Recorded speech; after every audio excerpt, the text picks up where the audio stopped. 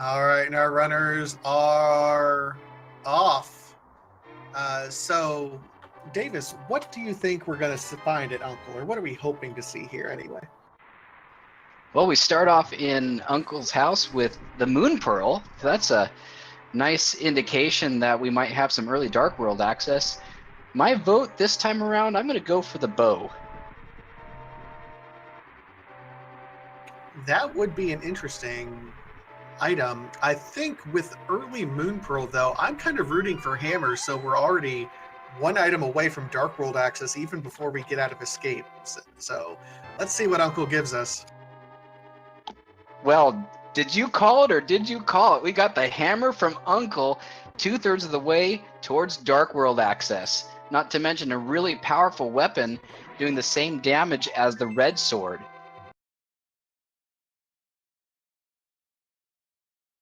Worth noting as well, Azurell ended up picking up a bomb from his first guard kill. That's something that you really have to take into consideration here. If you kill, like, there's always some killing of the guards and ropes and rats and things of that nature, trying to get an early bomb to hit that bombable wall. Azure got it first enemy he killed, so he's not going to have to waste any time getting another bomb. Emlyn might spend some more time farming up. That's to Azure's advantage right now. Exactly. Although they might want to do a couple easy kills just to try to get that 100 rupees for the bottle vendor in Kakariko. Well, there's 20 of them in the first guard chest.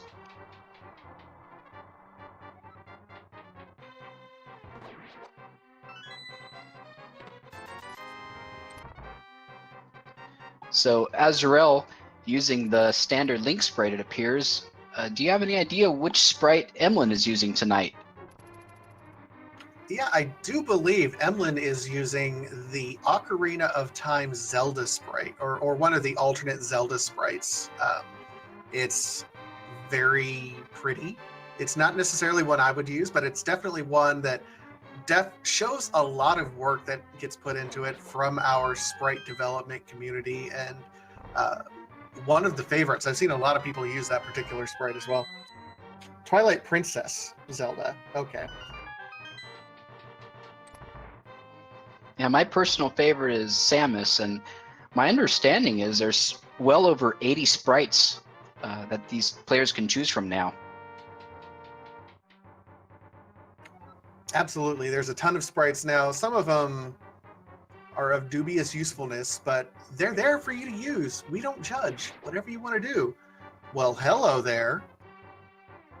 3 more bombs in Zelda's chest, so now neither player is going to have to worry about bombs, at least to get those first couple chests in Kakariko and get the 3 chests during Escape in the secret room. Asher has to be careful there. Was down to 1 heart with the ball and chain guy. And that's the problem with the hammer. It's got great damage, but its hitbox is, shall we say, wonky. Especially if you're trying to hit up, as I recall. Yeah, it's all sorts of unusual. So Azure taking the time to go back, grab the heart from the pot, and make sure they don't die, because dying in Escape is a little bit embarrassing.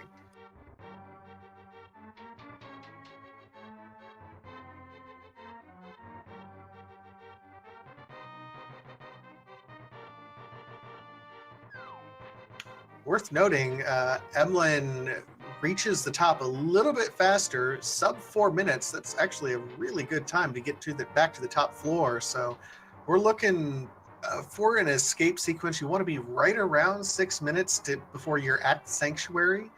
Both of these runners are right on pace to hit that. Yeah, even though this early in the race, every single decision, every single second, even down to frames with how they walk is very, very important, because you never know when it comes down to that final Ganon fight, is the difference in time between the 2 runners going to be 20 minutes or 20 seconds? Absolutely. And there have been races decided where both runners are in Ganon at the same time already in this tournament. We're not even out of week 1 yet. So every second counts, but that's the mantra of the speed racers as a whole. And We Davis, what have does that Dark mean? World access. Just like that. What 3 for 3? Power Glove, Moon Pearl, and Hammer. We have Dark World access, and they can access the vast majority of what they might need to. So this is looking like it could be a pretty quick seed, or it could dry up at the very beginning. You just don't know. I don't know, but it's going to make routing early on very, very interesting. At this point, when you already have Dark World access, sub 5-minute Dark World access, do you, for example, save quit as soon as you're out of this particular area and head right to Hype Cave? Do you still do your Kakariko routing? Early routing gets really interesting when we can have the possibility of route divergence this early. Absolutely. Although with Hype Cave being a little bit, shall we say, disappointing at times, I still think the good play is probably to start out in Kakariko. There's just so many items there. 2 places alone that have 5 items apiece. There's just really no reason not to go there, I think. I don't necessarily disagree. It'll be interesting to see what routing decisions. I know some people make conscious efforts to try to follow the seed, and if that's the case, then we're in for kind of an interesting ride here. Right, because those breadcrumbs can sometimes be rather deceiving, and of course, with in this case, with the 3 items that they've got, it's more like the whole loaf of bread. Forget the crumbs. So there's almost too many choices at this point of what to do. But it looks like Emlyn is taking what I would consider the traditional route of checking the Lost Woods and probably the Lumberjack Cave. And Azurell is also doing the same thing, it looks like. Absolutely looks to be the case. Emlyn is actually avoiding the Lumberjack Cave at this point in time, did the tree pull, and then routed away from it. This is a little bit longer than if you went to the south route. Only reason really to come up here would be to check Lumberjack Cave, and maybe just decided against it at some point in time. Well, I know some runners tend to skip it because unless they have the Pegasus boots, they can't do anything about it. And I only saw a couple pixels. I could not tell what that Lumberjack Cave held on Azurell's screen. I thought it was half magic, actually, if I looked at it. It looks like Chad is confirming that. Half magic at the Lumberjack Cave. So unless there's another reason to need Agnim, this is probably going to be a seed where they're going to have to be careful about their magic usage. Now, interesting decision here. Emlyn saw the 50 rupees that were in the mushroom spot and avoided it. Azure went ahead and picked it up. No other rupee drops. Emlyn might be in trouble at this point in time. Won't have enough for bottle vendor or some of these other things that are getting ready to come up. So, interesting decision by Emlyn. It's a gamble. We'll see if it pays off.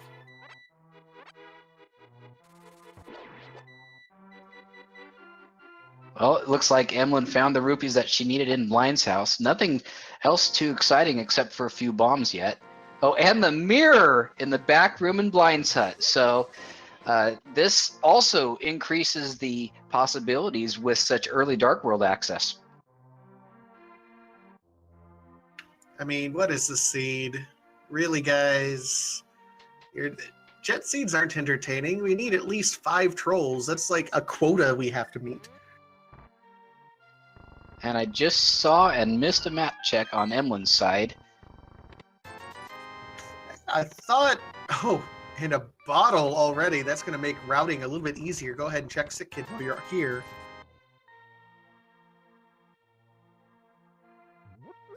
Yeah, Eastern Palace is going to be a pendant, and the other 2 were crystals. And Emlyn pulls the lamp. I mean, because why not? We have everything else. Why not give you the lamp as well, guys? So Agnem hype is starting to die. Darkroom hype is dead. Emlyn finding 3 bottles, or 3 bombs rather, at the Sick Kid and heading into the chicken house now.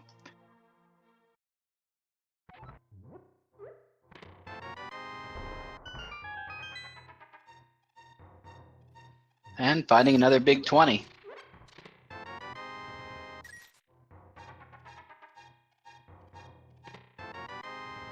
Something to note as you're watching Emlyn route through here that you probably won't see on Azure's side is a lot of the sprites are going to appear to be oddly colored on Emlyn's side, at least different from the vanilla game. That is because those characters share sprite color palettes with whatever color palette you're using as your avatar. In this case, the Zelda Twilight Princess. So the old lady, the guy running around, different thieves and other folks will appear to be in different colors, and that's because the sprite animators actually had to swap out some other colors in the color palette. And we have just a heart piece on the library as Emlyn is going to take a look at what the maze race has in store. I've kind of seen it. It used to be that some runners were prone to, oh my gosh, the bow. So we're definitely going to get the bow very, very early. So we're continuing this trend of very, very early seeds. And Eastern Palace just became full clearable, as I believe. Yeah, the difference is Eastern Palace at this point in time is just a pendant. So I don't know if you dive in there and go ahead and full clear it right away, especially with so much of the world opened up to you. It's possible, and it might even be the right play, but if I were these runners, I might check elsewhere first before committing to Eastern Palace right now. Well, if this were a version 26 seed, I would say definitely go right into Eastern Palace. But with this new logic in V29, I tend to agree with you. It seems to be a lot more balanced in terms of the overworld versus dungeons, and really any play is a good play now. The other thing to keep in mind is technically pod is full clearable right now. You have your lamp, you have your hammer and bow. You can full clear pod with 4 hearts if you want to. I definitely wouldn't say it'd be easy, but absolutely it is full clearable.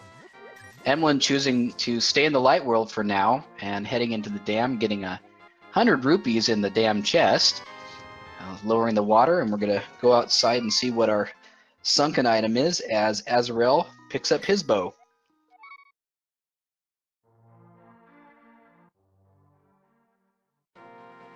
Just a shield. Fisher Price, my first shield, is not enough to bring Emlyn over to grab that.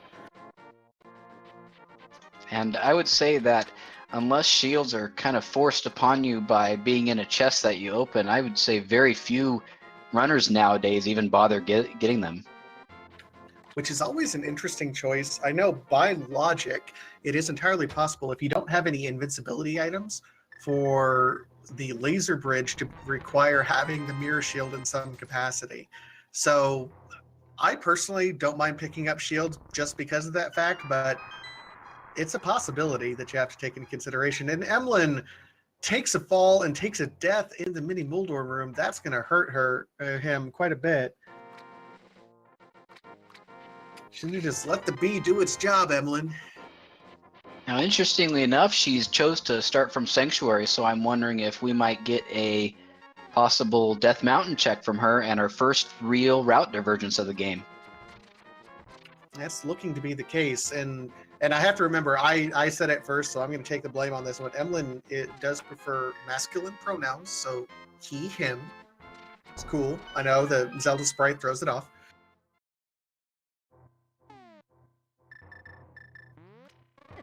And now Azurell doing Mini Mordorm Cave himself, and we'll see what ends up being in the back room.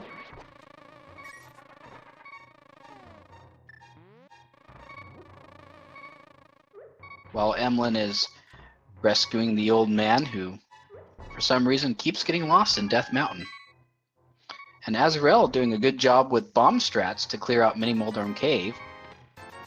Looks like we got 20 bucks, another 20, another 20, 300, and a bottle with a bee on it. Do you know what that cave is, Davis? I call that a Jerry Maguire cave because it's show me the money.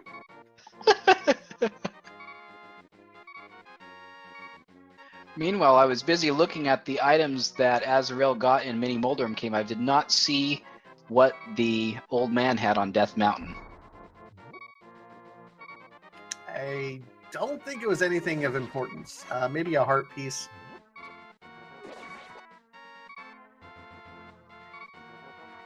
Now, of course, since Azurell was able to get quite a bit of money there in the proclaimed Jerry Maguire Cave, I wonder if we might see a fake flipper up to Zora, especially since he has the Moon Pearl and can do the Fairy Waterfall Cave.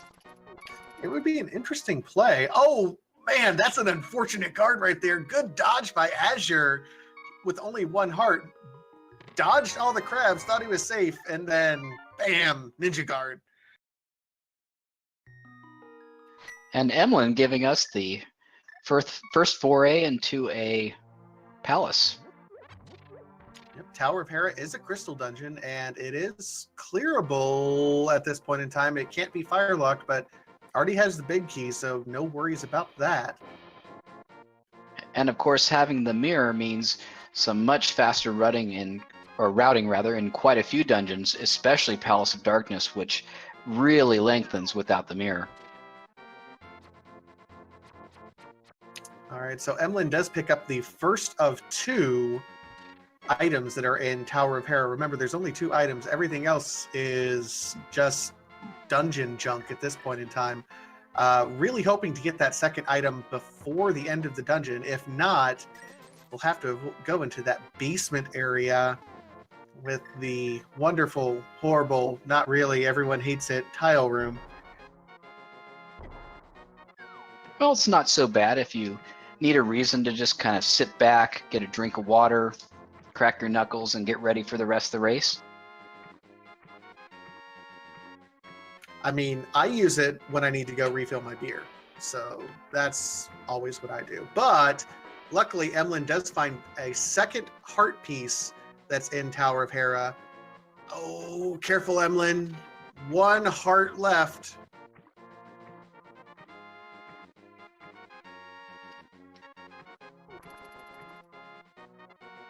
And Emlyn did not lower the orange peg, so unfortunately he won't be able to take advantage of those bottles to refill his life. Meanwhile, the hobo giving some love of his own with a full heart container, and Emlyn taking a death to Moldorm. That's his second death of the run today. Yeah, this is a very unhealthy seed. Keep in mind, they're at 5 hearts right now, even though they've cleared out a few treasure chests. Usually you're hoping for 6 or 7, maybe even a male upgrade by this point in time. Unhealthy seeds don't help if you're used to tanking a lot of damage there. And Emlyn with 2 deaths already, he's not going to be happy about that. And Azurell going from hobo and heading straight up to Zoro's domain. Looks like he's going to check out the Waterfall Ferry and see what the 2 chests in there have.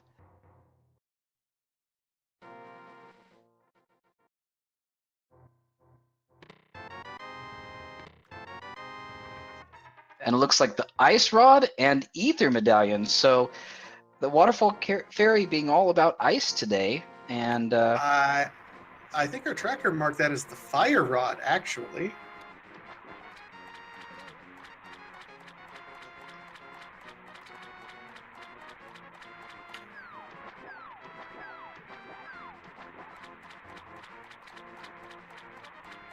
I mean, either way, 2 amazing items at that point in time. If you're looking, a Fire Rod, Ice Rod, doesn't matter. Fire Rod would be more valuable, of course, for Azure at this point in time. Remember, that is a sequence break right now, so he's getting it ahead of schedule. Meanwhile, Emlyn comes back and gets revenge on Moldorm there with the hammer. And with that, we have our first crystal of the seed, as Azurell talks to Zora and gets the bug net for a mere 500 rupees. So I suppose we can go defeat Aghanim now, but I don't think they're going to have to this seed. Probably not, but you know what? If I spend 500 bucks on rupees, I'm using the bug net on Aghanim. I don't care.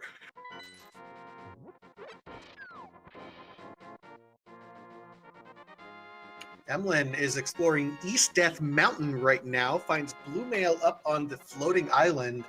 Might be a check a little bit later if once they find Power Glove, but in the meantime, Spiral Cave and Paradox Cave come calling. Right, Paradox Cave with 7 items and an 8th one in Spiral Cave. This is a really, really good location to check. And of course, if they happen to find the Titan's Mitts, that opens up another part of it too. But unfortunately, Emlyn taking a 3rd death, and looks like he might have to change his decision on where he goes next. I absolutely think Emlyn is used to having more health and more survivability at this point in time in the race. It's a very sickly seed at this point in time, and I do not blame him for rerouting around, trying to get some other overworld locations at this point in time. Well, it's also worth noting that not only is, possibly Emlyn used to having more hearts, typically one has a sword when progressing through, some of the more difficult areas of the Dark World. I also wanted to mention that Azurell spoke to Shish Kebab in his little hut, and I believe Ice Palace is going to be our green pendant for the seed. Yep, Ice Palace, at the same time that Emlyn checked his map in the Dark World, and Thieves Town is the other pendant. So we have our 3 pendants, Eastern Palace, Thieves Town, and Ice Palace. Now we find out what is Hype Cave going to be. Well, we got a red meringue and 300 rupees, so I think I'm going to call it the Cavern of Mediocrity today. I mean, yeah, it's hard to feel good about that cave at all. Not even any health. So Emlyn's probably sorely disappointed. That's a cave of full disappointment in my mind.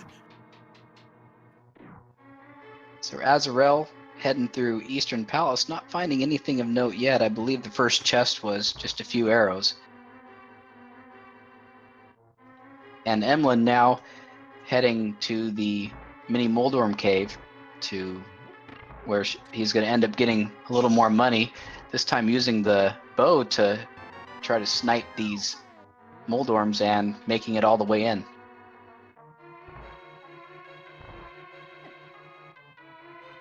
$20, $40, $60, $300.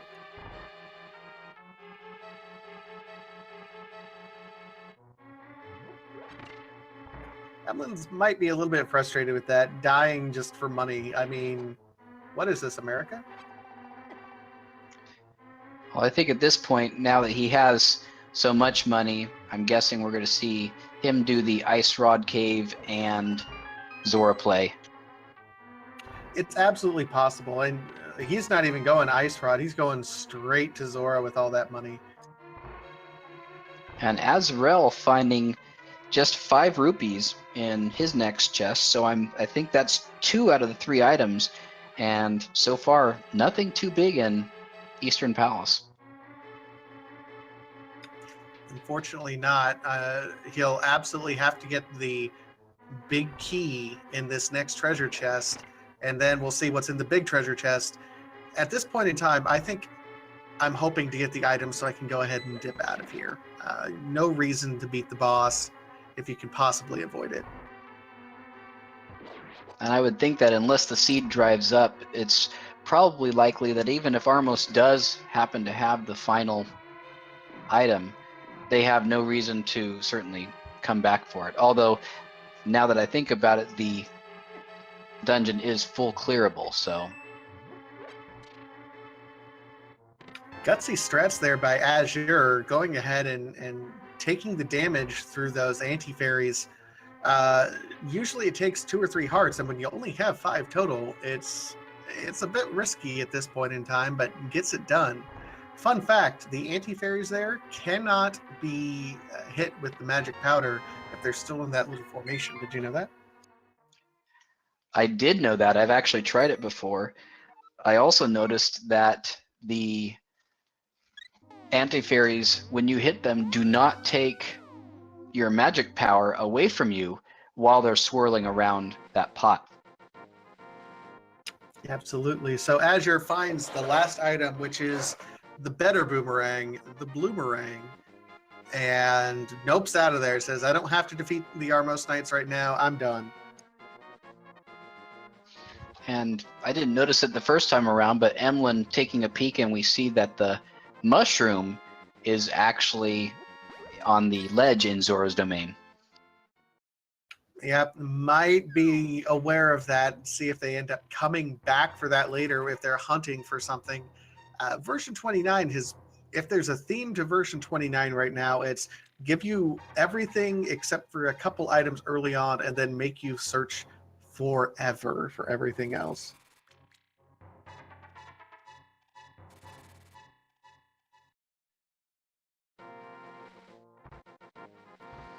And Emlyn heading down south, it looks like he's gonna warp to the Dark World and check out Hype Cave and maybe head up north to see some of the other locations that are accessible from there.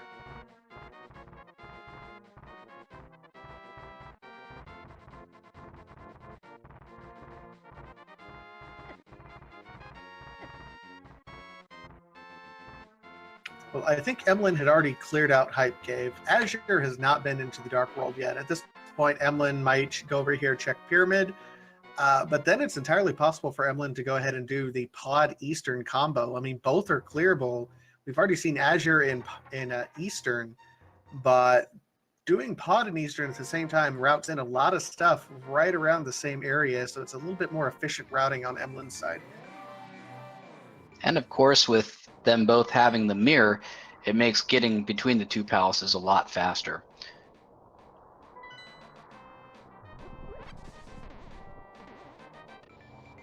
Hallelujah, praise Hare Krishna, whatever it is you speak. We have our first sword. So 26 minutes into the game, not the shortest and certainly not the longest, but you know, when you're talking about venturing up into Death Mountain and into the Dark World, 26 minutes is a long time without at least some sword to protect you. Absolutely. Emlyn probably feels a lot better about that, and that's going to be a little bit more efficient for Emlyn to be able to route things at this point in time. Just being able to slash something out of the way helps a ton over having the hammer.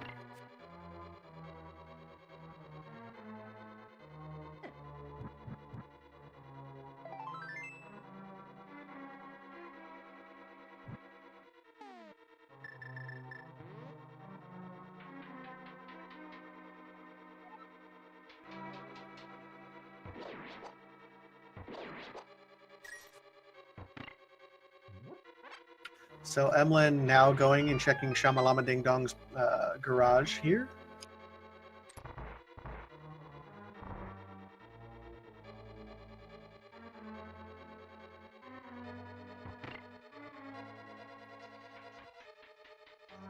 And as Azurell continues his climb up Tower of Hera to get his first crystal, Emlyn heading back into the Dark World, and looks like he's ready to go take on Palace of Darkness. Almost a vanilla Palace of Darkness, minus the inclusion of the Master Sword. Fire Rod is also not usually available right at the moment as well, so that's kind of an interesting addition. And Azure, interestingly enough, went ahead and dropped down to pick up the big treasure chest, even though he had both the items. So I wonder if Azure isn't quite as familiar with the dungeon counts as Emlyn is. Emlyn, I thought, avoided that, so this could make for an interesting race if Azure isn't as familiar with dungeon item counts as Emlyn. Yeah, for sure. Keeping track of those item counts as you're playing is absolutely critical. I know I personally have wasted a cumulative many hours checking and finding that I forgot about opening up the map. So definitely keeping track of exactly how many. And speaking of how many, Emlyn is in Palace of Darkness, of course, right now, and we'll be able to find 5 unique items. So the chances of something important being in here for progression are pretty high. Absolutely. Emlyn routing this right now, kind of similar to the Key Sanity routing when you can do the bow areas first. I don't know if this is necessarily the most efficient routing, but it's something that we saw quite a bit of in Key Sanity. Yeah, the thing about dungeon routing is, you know, I've always believed that the best route through any dungeon is the one that you can do consistently and not forget anything. You know, some of these dungeons that are more complicated, such as Ice Palace, that where the routing changes depending on what you find where, you know, it's really difficult to come up with what really is the best strategy sometimes. Absolutely. I'm on board with you at that. If you can do it the same way consistently every time, the amount of time that you can potentially save is often overshadowed by the amount of time that you legitimately save from preventing you from messing up.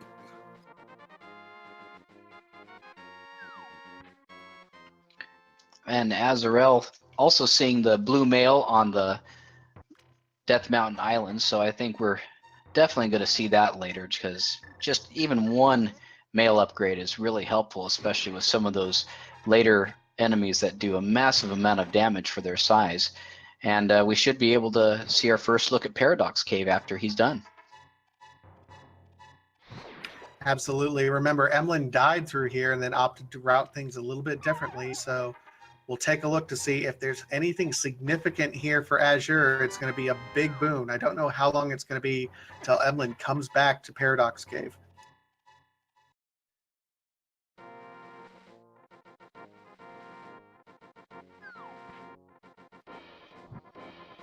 And Emlyn has covered the entire front of the dungeon and now heads to the backup pod, Palace of Darkness, which has been deemed Mullet Mansion because it's party in the back and business in the front. So we should start seeing hopefully some progression coming up real quick here. Absolutely. We've gotten quite a few keys up to this point, so we should start seeing the payout at this point in time. And by payout, I don't mean compass, like Emlyn found there, but hopefully something a little bit more exciting, like the Titans Mitt! Woo! So that increases significantly the amount of things she's able to do. I believe Agnem is now a completely dead thought in this particular seed, and able to access the entire Dark World and Dark Death Mountain, and also finding the Cane of Burna, which is not exactly a required item, but it is useful in some very specific instances where it also does damage in addition to protecting the user.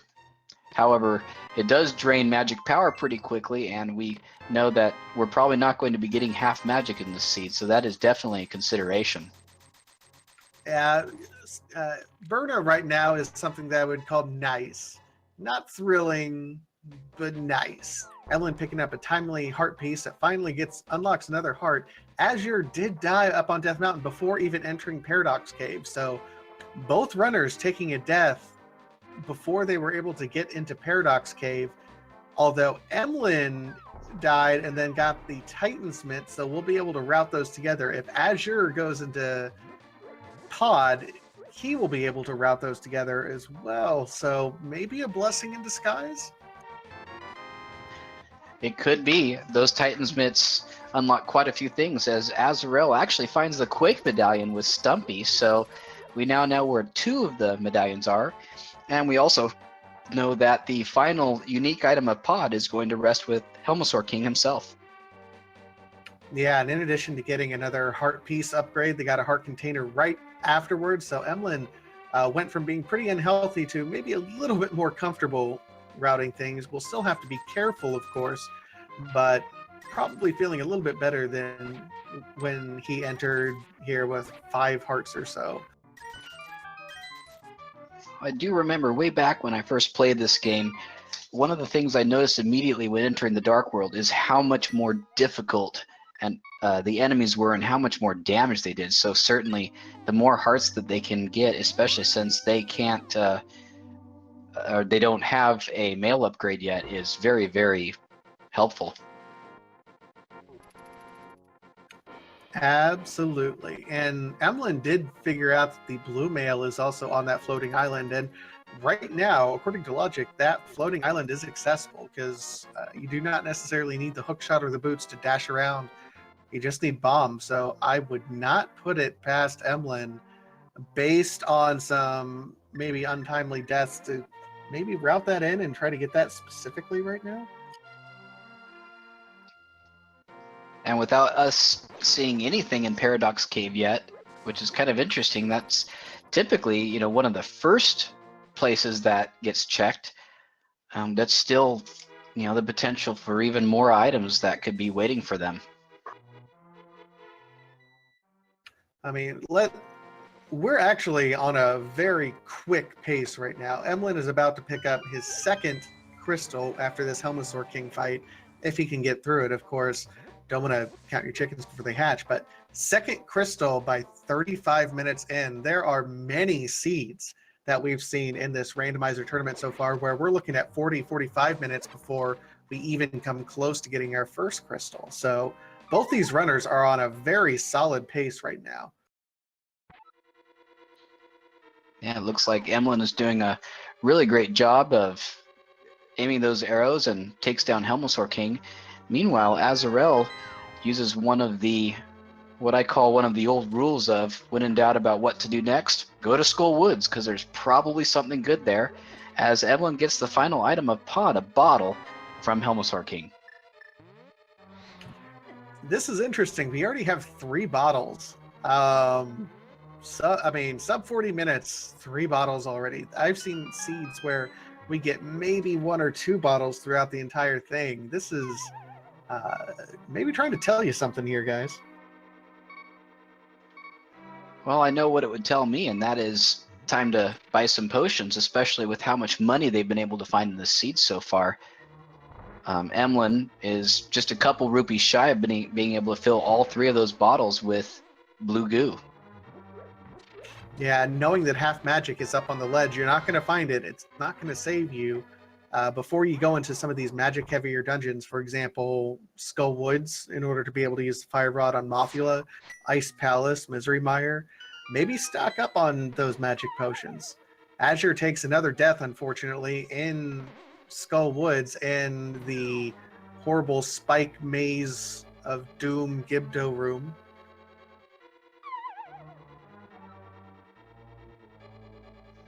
Yeah, those Gibdos do a very healthy amount of damage and take a lot of slashes with the sword to kill.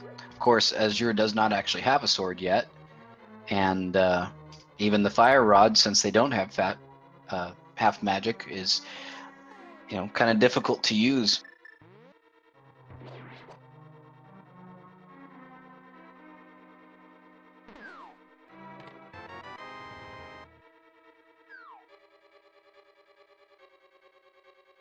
So here's a question for you, Davis, and I want your honest opinion here. Go for it. Right now, we know the Fire Rod is actually a sequence break. They both runners, Emlyn and Azure, used fake flippers to go ahead and get the Fire Rod, which was at the Waterfall Ferry. However, because you have the Fire Rod, you can go ahead and clear out Skull Woods right now, even though you may not necessarily be entirely comfortable with your health situation.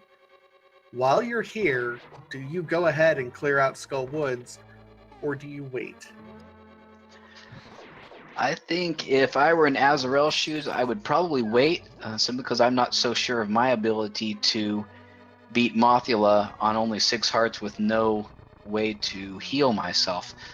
That said, you know, my usual rule about dungeons is if you go in there and you can full clear it, do it, because you definitely don't want to have to reroute it unnecessarily.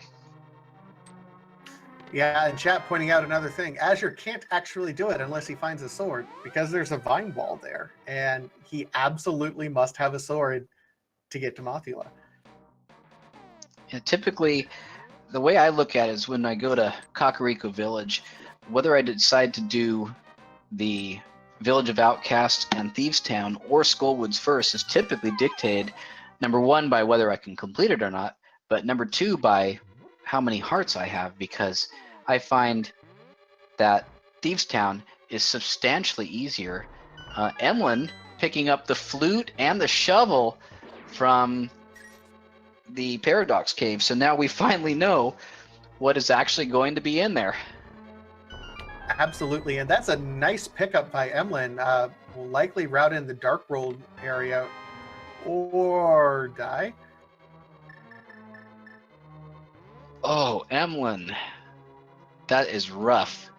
Right at the perfect location to go to Dark Death Mountain, which has a decent amount of items. Although without the hook shot, it might be a place that is worth waiting for until a little more equipped. It's possible. That being said, Emlyn knows there's a armor upgrade up there. And if I'm looking at this unhealthy seed, and as many times as I've died, I might be going up and getting the blue armor.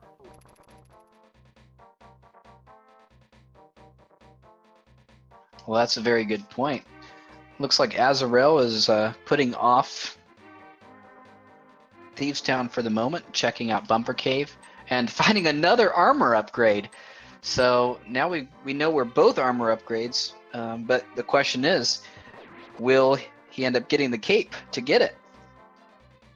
That's a great question. It's not a required item in the logic. It's just a nice thing to have. And I think most runners feel most comfortable when they have at least blue mail, unless you're one of the top end NMG runners, which no offense to either of these runners, I do not believe they're the top end NMG Andy type runners. So go ahead and get that blue mail if you can, guys.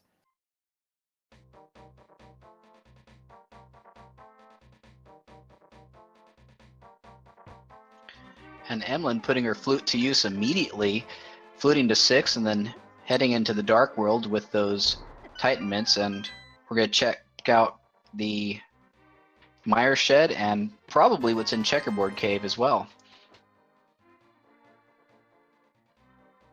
I mean, this is a logical progression for Emlyn at this point in time. It's following what the seed's giving you. Now, did you happen to notice? Oh, there we go. Okay, so Quake is required for Misery Mire. Emlyn does not have Quake yet, but Azurell did. I can't remember where that was located.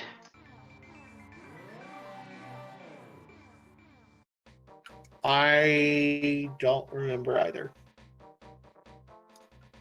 And finding the flippers in Checkerboard Cave. So finally, that sequence break has now been resolved. So the seed wanted you to go. I mean, we had Death Mountain access relatively early in this seed. After Kakariko, go up Death Mountain, get the flute, come back. Well, we had to get the Titan's Mitts from Pod, which then prompted you to go to Death Mountain to get the flute. And oh my gosh, this seed, the logic of this seed makes me angry, but hello, what did Emlyn find there? A little bit of silver-tipped arrows, it looks like. So some of these remaining bosses are going to be made just a little more trivial by being able to do a massive amount of damage. Not to mention making Ganon himself a heck of a lot easier. And I can't imagine Azurell not getting the silver arrows himself.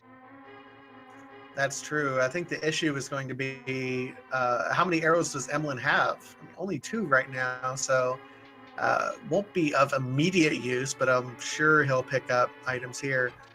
Small key on the torch and just a map. So, ladies and gentlemen, Desert Palace is actually boot locked. The boots are going to be required this seed.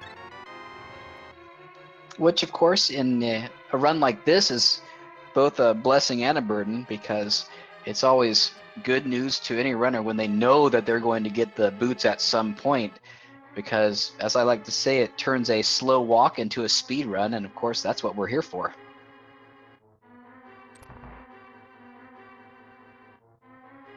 Absolutely. So, let's take a quick second and take stock of everything right at the moment. This is the part of the run that I like to start asking myself, how horrible can this seed be, and what could possibly be on the pedestal? And at this point in time, Eastern Palace, pendant, fully clearable. Thieves Town, pendant, fully clearable. Ice Palace, pendant.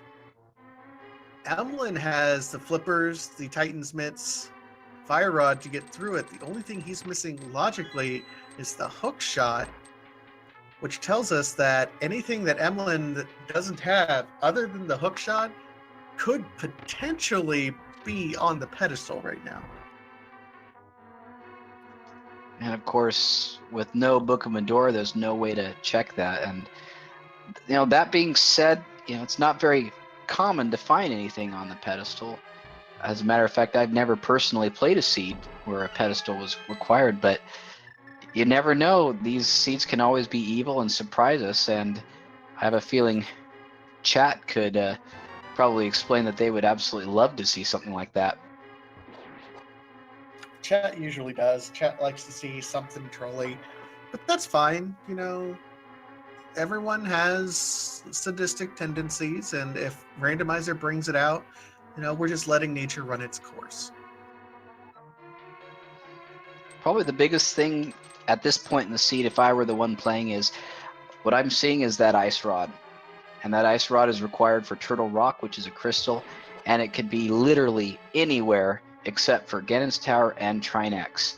And if any item has the potential to be trolly, that would be it. Ice rod, one of those items that can be on literally anything other than on Trinex. It can be anywhere in the game. So definitely something that you want to see early on or at some point as you're moving through everything, just because of how potentially trolly it can be. Of course, it's worth noting that at this point, we're still really early in the seed. There's still a lot of places to check, a lot of crystals to get, a lot of dungeons to explore. We're not even close to having to worry about that just yet. And Azurell doing a very nice job going through Thieves Town, and I don't believe he's found anything of note in that dungeon at all yet. No, and also does not have that key. So go ahead and go blind. I'm going to venture a guess that that key is going to be locked in the big treasure chest. So he'll be all right there. Emlyn, as predicted, is going to go ahead and pick up this blue mail here.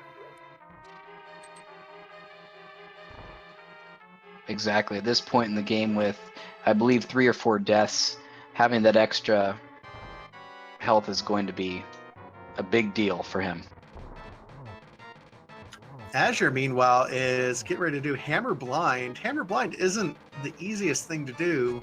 Kind of sticking your sword out and letting blind run into it is one of the easier strats, or using Cane of Burna, for example. But Azure holding his own in phase 3 already.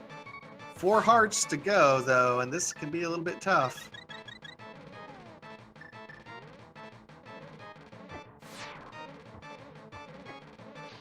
And my personal favorite stat with blind is using the Cane of Burna. It does cause some lag, but you know what? It's nice to just be able to run around and let the cane do the job.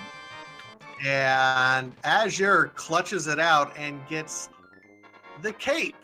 So if he wants to, he can go and get blue mail for himself as well, and is rewarded with a red pendant. Well, and Azure knows where the other armor upgrade is on Death Mountain, so it'll be interesting to see whether he ends up getting both or just the one. It looks like he is heading up to Bumper Cave right now, which I think is a great idea. Yeah, he's making a beeline. Meanwhile, Emlyn's making his way through Ice Palace or rather Skull Woods, and is going to have a much better time with it with a little better armor.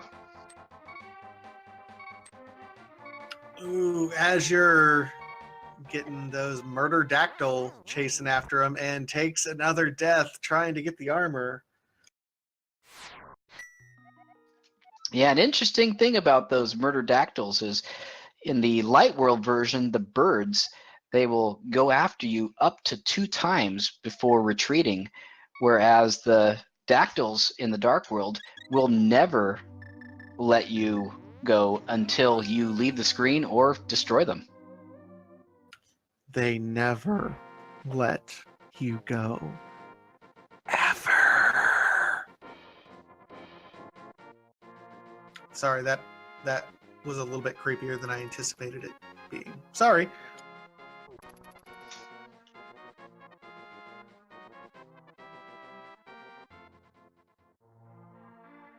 I apologize to chat right at the moment. I'm up a little bit later than I'm used to being up on a Thursday night, so I'm a little bit punch drunk, tired. Yeah, we'll go tired. And it looks like Emlyn just found the sanctuary heart in the C-shaped house. So not only getting another heart container, but getting a full refill, up to 10 hearts now. And of course, with blue mail, definitely a lot healthier now. Yeah, Emlyn's definitely feeling considerably better than he was just a little bit ago.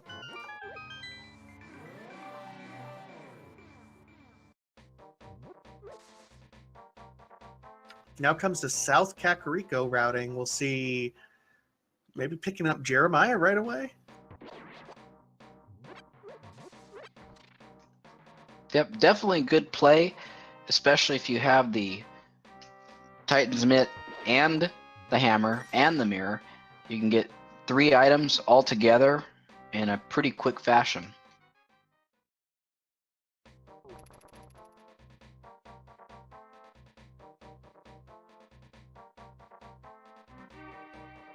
Emlyn having to do hammer pegs the slow way. Remember, in the original in the American version of the game, you had to do the pegs that way no matter what. But in the original Japanese version, which is the version that Zelda Randomizer is based off of, allowing the hammer dash is one of the easiest moves to learn in the game if you're coming over from the American to the Japanese version, and really makes that whole sequence a lot more fun.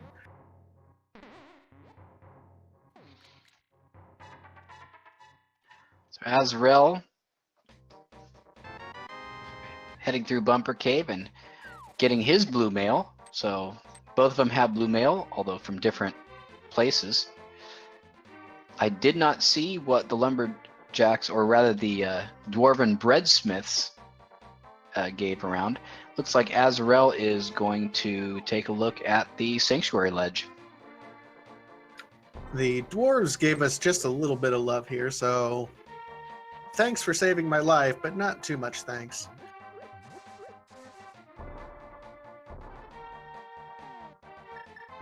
And finding the Master Sword from a lunchbox. So now we're definitely in a better position, especially in the Dark World, where having a sword to do more damage.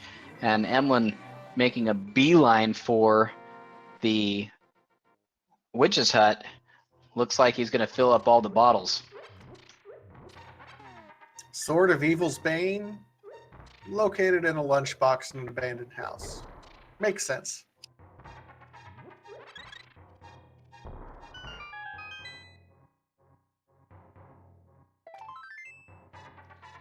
And Azurell finding another little piece of love in the sanctuary ledge. So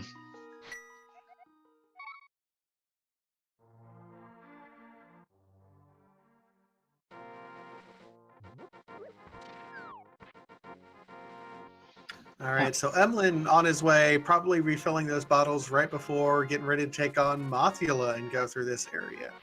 Solid understanding there.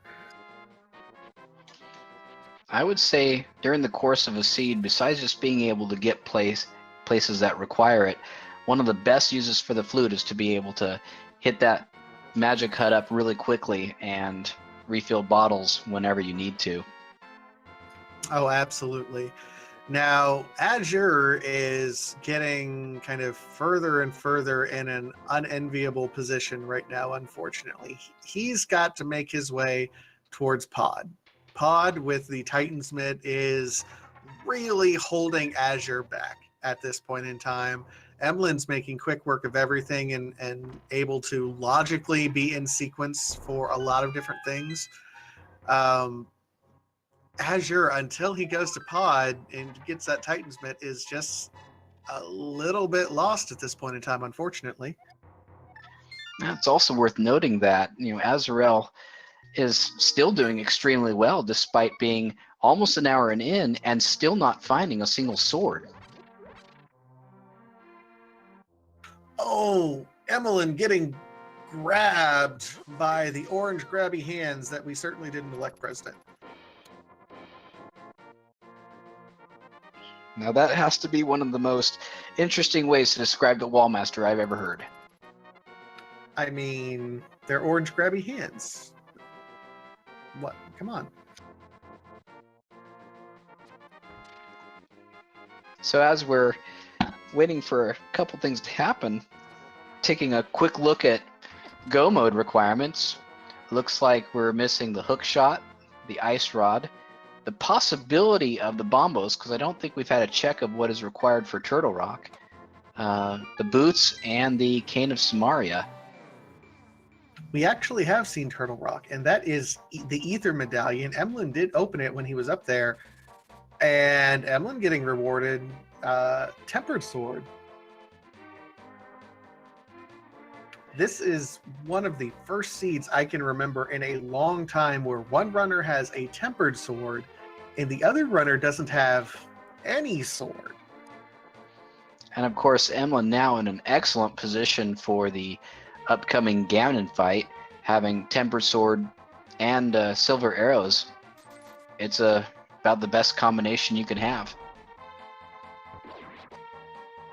Yeah, I mean, there's not much else that you can really reasonably expect and try to farm up. So Emlyn's in good shape preparing for Ganon, and just a few more items for go mode. And I mean, we're already talking go mode at 56 minutes. This has been a very, very fast seed.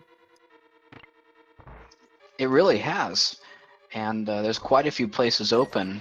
Now, in terms of the logic, is hookshot always required logically for Ice Palace, or is it based on where the key and item locations are? I believe in order to defeat Cold Stare, hookshot is in logic, but different treasure chests in the area require different logics depending on the key placement. But if you're talking about defeating Cold Stare and getting the crystal, hookshot is absolutely required for the logic every time.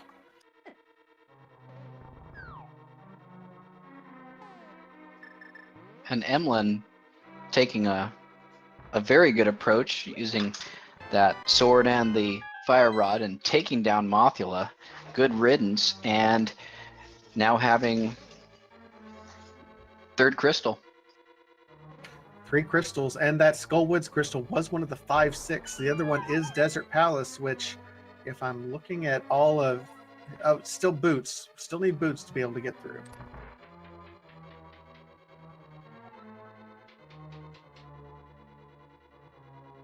Well, I know that the small key was on the torch. Did they actually find the big key in the other chest?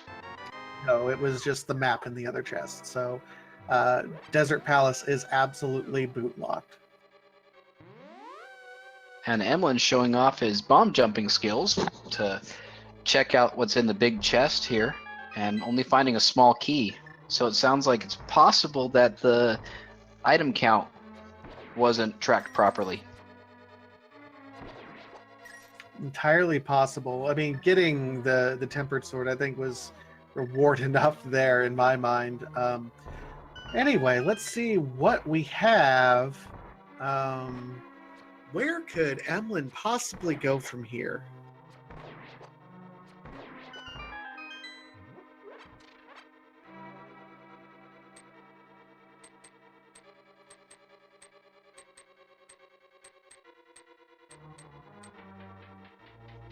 You have a good point. His options are rather limited. One of the best plays might just be to focus on some of those overworld items. I don't think we've had a check of the cave just south of Stumpy, though I don't think there's a whole lot of overworld left where some of these other progression items could be. I'm, looking over things, and seems to me about... I mean, Emlyn's going to go ahead and do Thieves Town, which will get him the cape, which... Nice. Not great, but nice. Really, what I'm looking at it right now is Ice Palace seems to be the gamble. Now, you can definitely find hookshot in Ice Palace, so that then you can go ahead and clear it out logically. But Misery Mire you can't get into without either the boots or the hookshot. Turtle Rock you can't get into without the Cane of Samaria, so the only dungeon at this point in time you can get into and clear out a few chests is Ice Palace. I'd go ahead and dip it. Well, there is also the possibility of Swamp Palace. They can do the first couple chests as well as the 2 chests on the left side.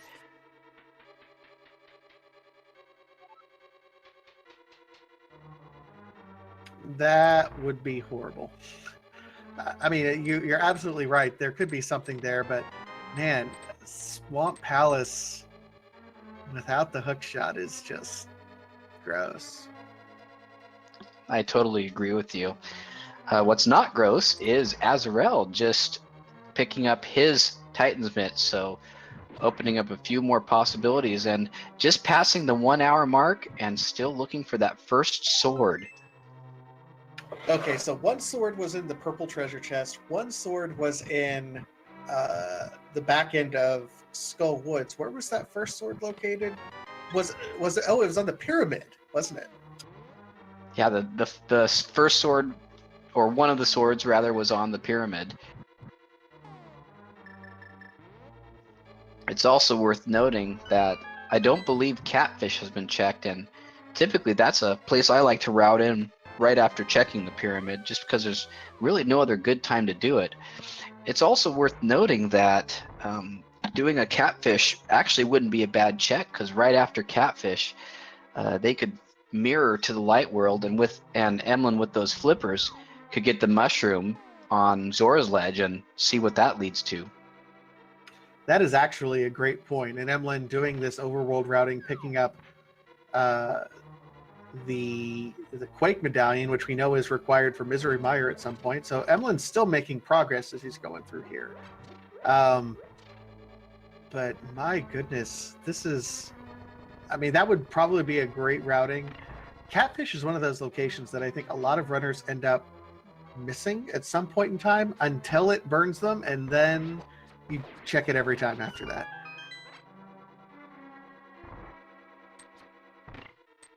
Yeah, it's one of those items that, depending on what's available and what you have, there's never a really, really good time to route it in, and it is way out of the way. Emlyn finding the red cane in the cave just south of Stumpy, so we have one item closer to go mode. And that changes the game. Emlyn going up to Death Mountain and probably will be going right into Turtle Rock. That unlocks Turtle Rock. He already opened it, and now he can get into the front door and check a few things. Now, here's the problem with this, though. Without the hook shot, it does have the fire rod. Those fire rooms is going to be a little bit, shall we say, annoying. But this could pay off in spades for Emlyn right now. Yeah, definitely. This is one of those plays where it could definitely be the difference between a win and a loss, because the potential of having to double dip Turtle Rock, can be a major time waste. And right now he doesn't have the ice rod, which of course can easily be in Turtle Rock. But still, with Turtle Rock having 5 items plus 1 item at Mimic Cave, which they can get to with a mirror, I think this is a really solid play. It's a solid play. It's a solid gamble, regardless. There are other options like Ice Palace, as we mentioned before, which would probably be the quote-unquote safer option. But I would think after the deaths that Emlyn had, he probably feels a little bit behind. So taking a big gamble like this is not out of character for someone when they feel behind.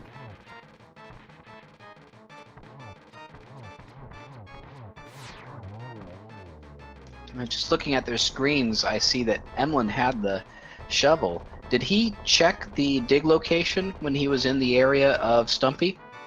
Yes, and it was a heart container, actually.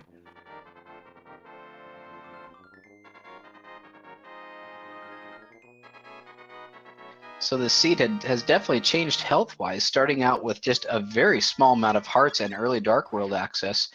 Now Emlyn with 12 hearts, not to mention a blue mail. Definitely a lot healthier and a much better position to face some of these more difficult dungeons. All right, now we're getting to kind of an interesting location here. Emlyn we'll have to do this fire rod room without the hook shot. Traditionally, although not by intention, you're supposed to hook shot and drop down, but Emlyn does remember to go the right way for doing it without the hook shot. Yeah, it's an easy mistake to make, especially when you're used to having that hook shot, but taking a few seconds longer, but certainly no much more difficult. Azurell, meanwhile, heading up to Death Mountain. I'm wondering if we're going to get a dip into Super Bunny Cave from him. That's possible, and that's I don't remember if we found anything in Super Bunny Cave, but at least he'll find his red armor, which is certainly possible. Yeah, this has been an interesting seed. I haven't watched many seeds where both runners have unintentionally taken death, so I think both of these runners would be very wise to gather every armor upgrade they possibly can. Well, and I think they both reasonably feel behind from where they're at as well. No one likes to take those unintentional deaths, and if you've taken even one from that point forward, you feel behind. So both of these runners are likely playing under the assumption that they're behind, and they might have to take a few more gambles than they maybe would otherwise. Absolutely. Emlyn now going into what I consider one of the most difficult and annoying rooms in the entire game. These chain chomps doing just a massive amount of damage and very, very difficult to avoid. But Emlyn doing a very good job and getting rewarded with the big key for Turtle Rock.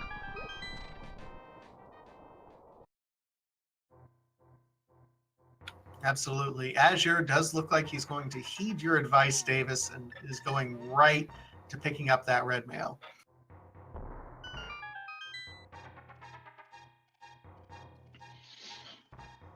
Yeah, absolutely. At this point, you've taken a few deaths. You feel like you're behind. You know where it is, and you really want to make sure that you do something to ensure that you're not going to take any more deaths. Oh, this is risky, Emlyn. Emlyn is bypassing, did not steal the key off the pokey, and did not check that vanilla big key treasure location is going right through. That could be where we need to get the key from. This is risky, Emlyn. Risky, risky. Hope it pays off for you. Yeah, this is definitely one of the risks that might not be such a good idea. Just with so many items still required for go mode. Key items, the hook shot and the boots. It's especially with something like the ice rod as well that can be in any chest. I don't think skipping anything is such a good idea at this point. No, and we'll see if that comes back and bites him. If something valuable is there, if progression is there, Emlyn could be in not so good shape later.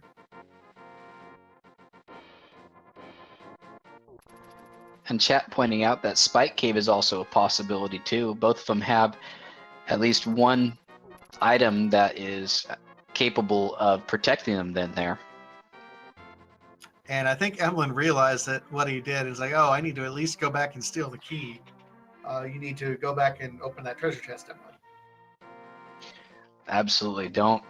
At this point, don't take anything for granted. You do not want to skip anything at this time.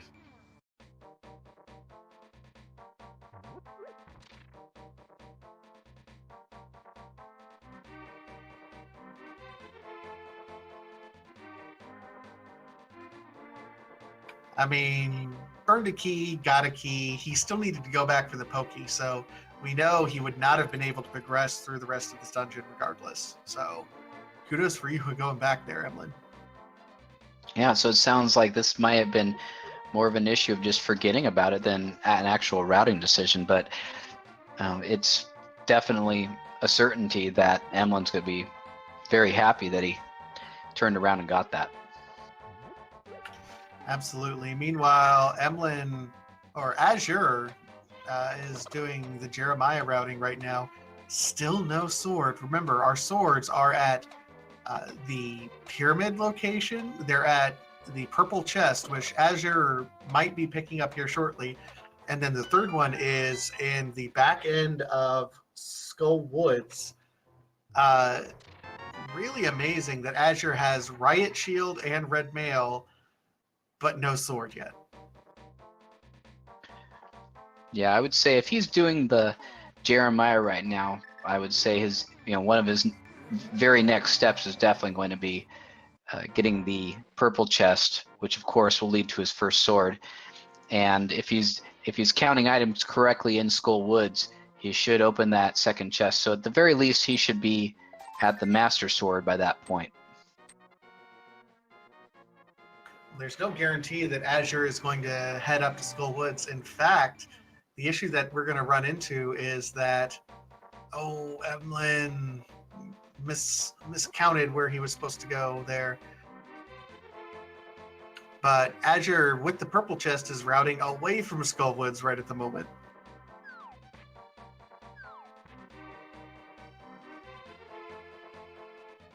Emlyn getting back on track and heading down the laser bridge and getting to one of the more lucrative locations in the dungeon with 4 items. And it also looks like he's going to bomb his way out and get a safety exit so that if he were to die later on, he's going to be able to be a little closer if necessary. Meanwhile, Azurell getting his red cane, and it'll be interesting to see if he's the next one to make a Turtle Rock play. Emlyn just taking a laser to the face, understands that he went ahead and had the safety door. It's interesting because Emlyn did bypass a shield earlier. That was the one in Lake Hylia that Emlyn completely bypassed. He would have the Riot Shield right now and would be able to make quick work of this laser room had he picked that up. Ladies and gentlemen, that's why you pick up shields. Well, it's also worth noting he does have the Cane of Burna, so one of the other items that can be used to easily traverse this room.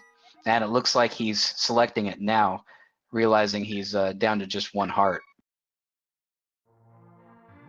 And then takes a death so he can reset and get hearts and go into Trinex with solid fight. Well, I believe he cannot go to Trinex now. He does not have the Ice Rod. I believe he'll have to nope out and check somewhere else. Oh, that's right. I forgot the Ice Rod. So that dip into Turtle Rock didn't really pay off for Emlyn there, did it? I don't think he found a single worthy item at all. Yeah, saw some frustration slashes there. And he's on his way down south.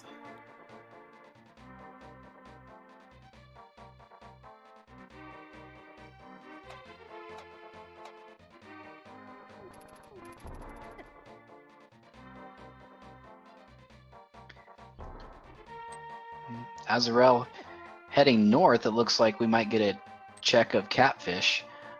However, he has not yet found the flippers, which means he's not going to be able to get that Zora's Ledge item. Where were the flippers? It was a while ago that Emlyn found those.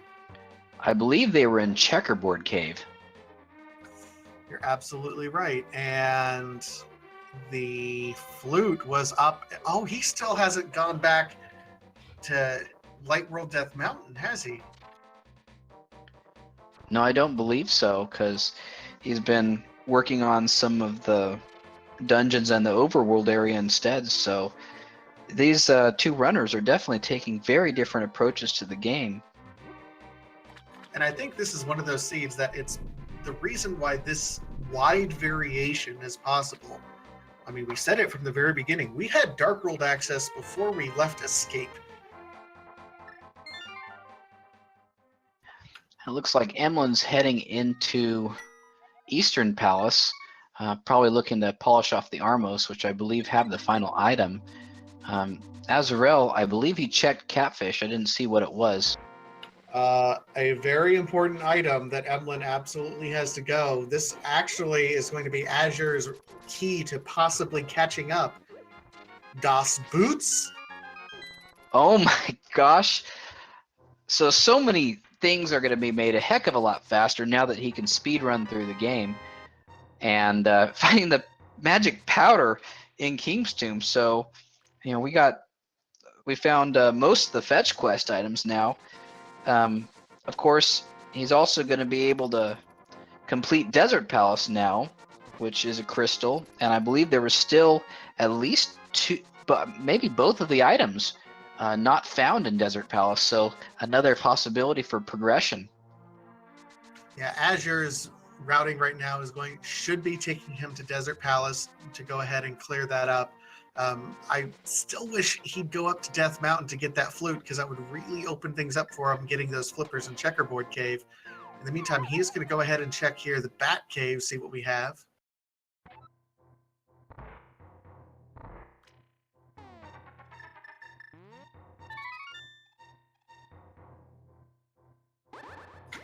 Emlyn has not done Eastern Palace at all, and as I recall, all 3 items are prior to the Armos Knights. The 3rd item is in the big key or big treasure chest. So Emlyn, if he's counting items, won't have to go all the way back to Armos. And Azure is saving and quitting and heading up to Death Mountain. Looks like he's going to give the eastern side another try. It's also worth noting that, you know, if he decides to go up to the desert area, I believe not only will he get his flippers from the Checkerboard Cave, but Mire is fully completable. That's an excellent point at that point in time. With those boots, you can go ahead and get into the Mire area, so why not at that point in time? He doesn't have silvers like Emlyn, so Vitreous would be a little bit more difficult, but go ahead and do it. I just noticed Azure, I don't remember where it was, but Azure has not found the flute yet, so unfortunately Mire is not a possibility, not to mention it would take a lot longer to get there. Oh, he's about to pick it up, actually, because it's here in Paradox Cave is where the flute is. So definitely then following those breadcrumbs of the seed definitely would take him to the desert region where a lot of stuff happens and there's a lot of things that he can get all at once.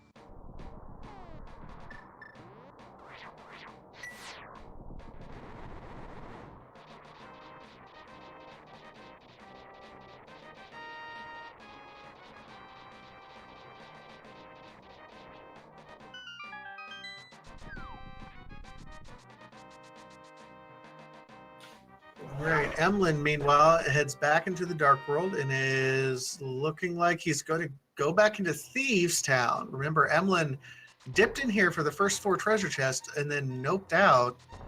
Don't recall if there's anything necessarily of value here, but I think he's running out of options. You gotta Ice Palace, Emlyn. Ice Palace.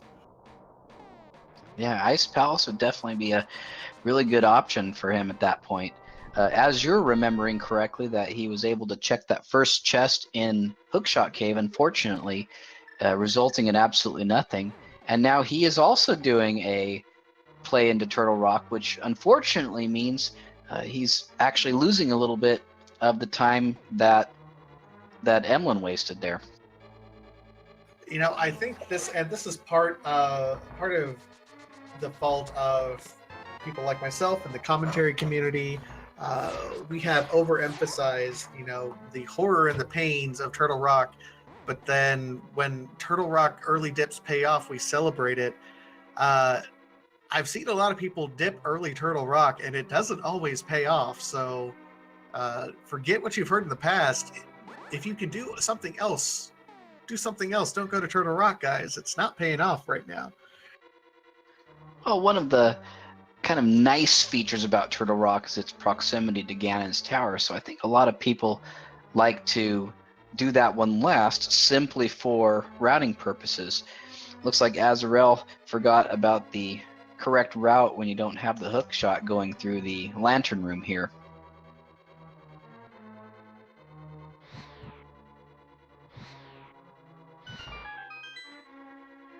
And chat saying Turtle Rock doesn't pay until it pays. I think that is a really good way to put it. Oh, and Azure didn't quite get off the ride until it was too late, so he's going to have to keep on going. This is a little bit painful to watch right now.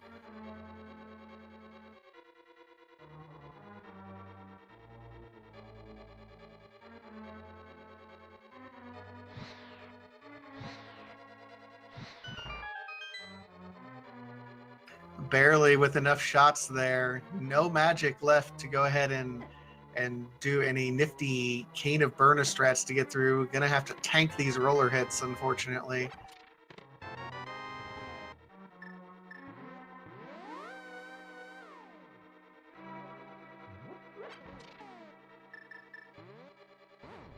And as you're going back to the beginning and refilling his bottle rather than trying to get back out of there.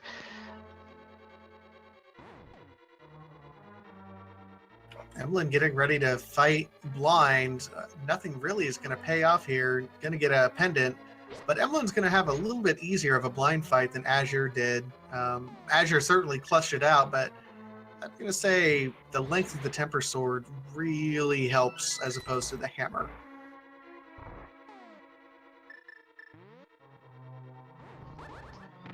Yeah, and he's already beaten Mothula and gotten the final item in Skull Woods, which means after this, there will be really no reason to come back to this region, you know, by clearing this out.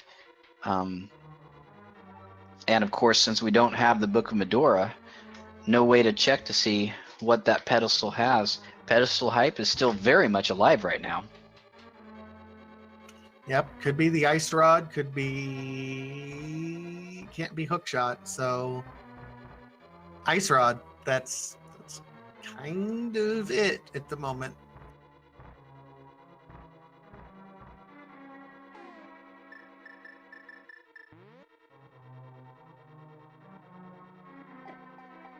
And of course, Hookshot and Ice Rod easily being able to be in Misery Mire or Desert or Ice. So certainly the priority is going to have to go to going to those dungeons as soon as possible. Oh, absolutely. Emlyn went ahead and sees the red mail up there after just getting the cape and says, "Yes, sir, I will take that." Absolutely. Like I said, this seed has been really rough on both of them in terms of life. And even though they're a little better off now, I think grabbing this extra mail as a safety is just a darn good idea. I mean, it absolutely makes logical sense if you're in these runners positions where you've died a few different times and you want the extra safety.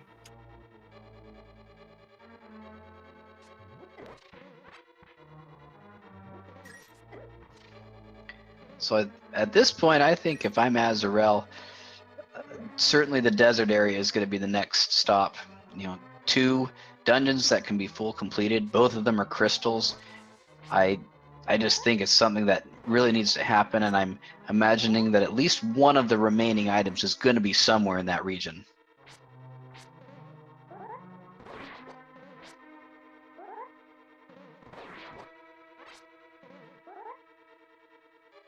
Emlyn doing his routing right now. Hopefully he's routing catfish in. He's going to go back into the dark world and run over the catfish because that's the boots, and that unlocks quite a bit for Emlyn.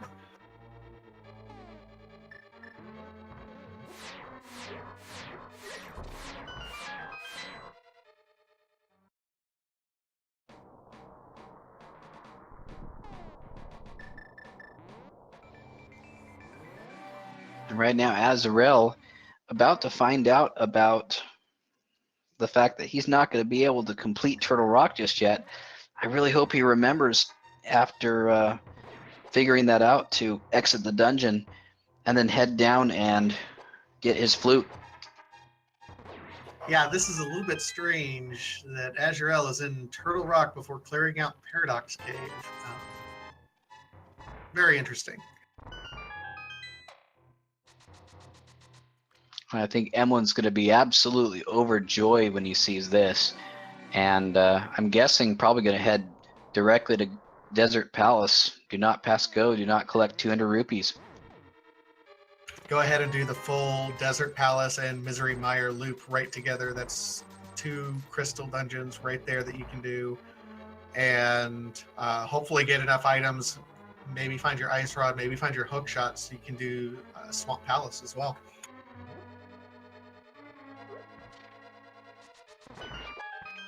Now I want to really give props to Azure right now. He's in the most difficult dungeon in the game, certainly the last one that you're expected to do during the course of the game, almost an hour and a half into the run, and he still has the fighter's sword. He hasn't visited the pyramid or gotten his other sword from, I believe, Mothula. So he's still fighting it out with this fighter's sword. I don't even know what kind of damage it does to Trinex, although he won't be able to do it anyways. I don't know that Trinex is even damaged by the fighter sword. I don't believe he is. I think in this particular situation, you would have to menu over to the hammer for each hit on the heads.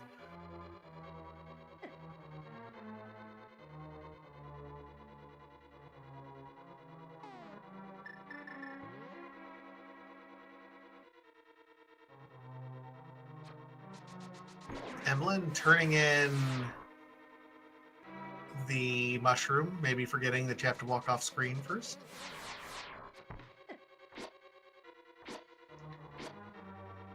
I noticed that he is walking before.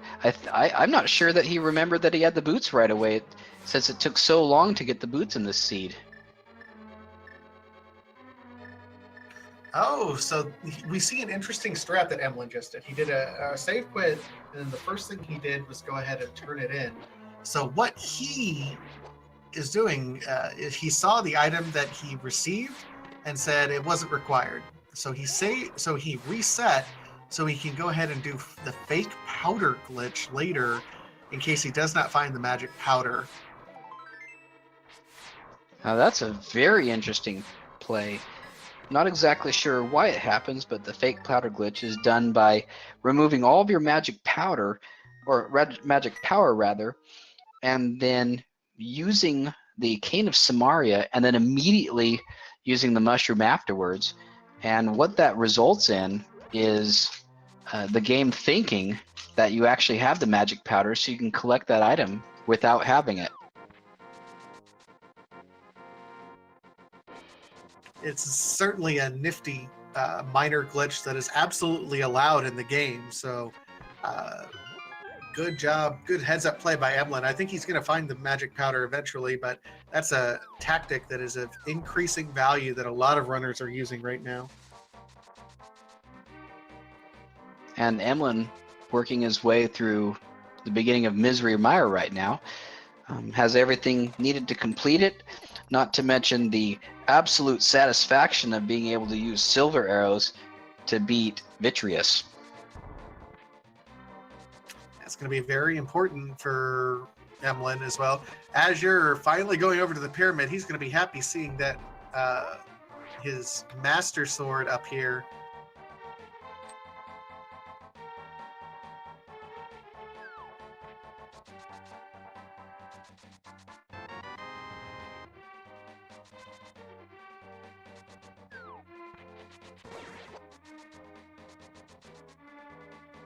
And I hate to say it, I mean, the really rough thing at this point in time is the longer it takes Azure to go back up to Light World Death Mountain to get that flute, the longer he's going to be at a disadvantage, because that flute leads to Misery Mire, where you get the flippers, and those flippers unlocks the sequence for everything. So really, Azure, I'm really pushing for you to go to Death Mountain. I'm giving you all my love and affection, mentally trying to tell you to go up to Death Mountain right now. Absolutely, and this is a good example of how, taking a death is not just the amount of time lost of having to get back to where you before, but it affects what you do in the future, because you may not remember, or you may choose to change your routing from somewhere that was absolutely key that you would have gone to had you not taken that death. It's also entirely possible that Azure absolutely knows that he skipped that, but because he died up there, he's making a hard gamble. It's like, if I'm going to skip that entire area because I died up there, and if I lose because something was up there, so be it. I mean, that's certainly a possibility. And Emlyn right now wading through what I believe is the longest shaking earthquake cutscene of the game. And we're about to see what the reward is in the vanilla big key chest. And it's a good old-fashioned burrito. So, well, I guess you could, this late in the run, you're probably getting a little hungry. So I am getting a little hungry here.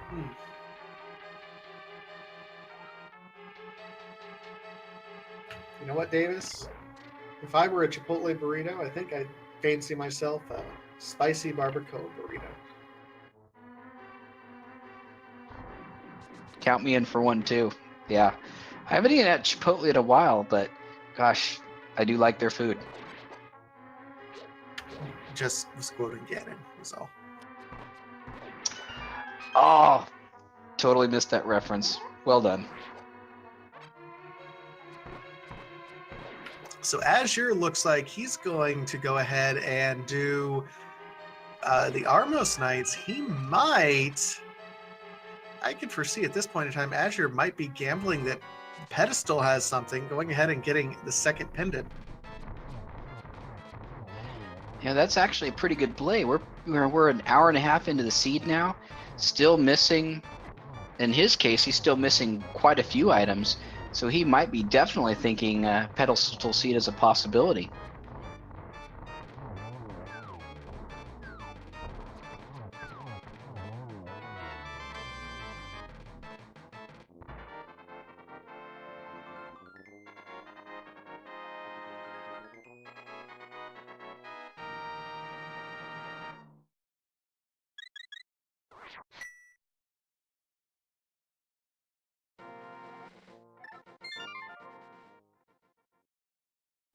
And Emlyn almost to Vitreous. Go ahead, Batasia. No, I was just going to say the exact same thing. Working his way through Vitreous. Only has 1.5 hearts, so taking a couple hits to the spike there. Doesn't have any powder, so can't use those anti-fairies, but he does have some magic pots that I believe he'll be using. Yeah, I think he still has 2 of the blue potions, so I can't imagine him not using one prior to this fight. Well, I can certainly imagine him using one. He's got red mail and Vitreous, if you machine gun things properly, goes very, very well. Just depends on if he gets hit beforehand by this fire snake. And there we are, yeah. Equipping that blue potion. This particular room can be scary by itself with the fire bar and the anti-fairy, so definitely not worth the risk. And now just absolutely taking apart those individual eyes. 0 cycle on main Vitreous, 1-2, and he is down. Very smooth fight, and just a bomb upgrade, so no progression for Misery Mire other than, a crystal, which is nice. Nice and absolutely needed. And of course, now with the Pegasus boots, it's time to mirror over to Desert Palace and see what we're missing in there, because we have not found anything there yet. Nope, and this is our first entrance in there with the boots. We know it is boots locked from earlier dips in, so this is absolutely something that I'm looking forward to seeing, because I think our next progression is going to be here.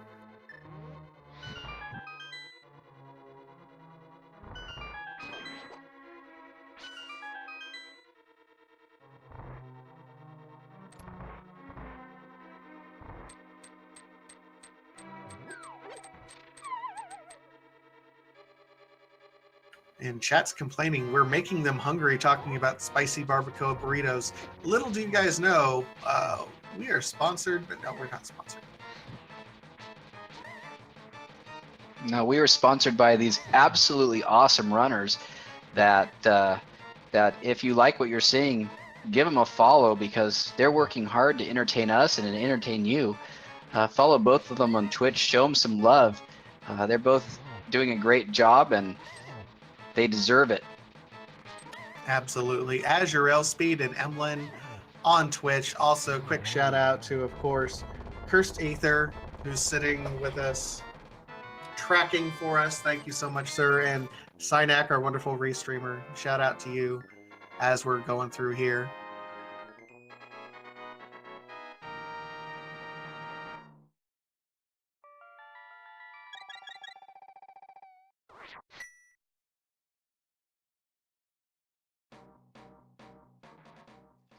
And hook shot in the Desert Palace big chest.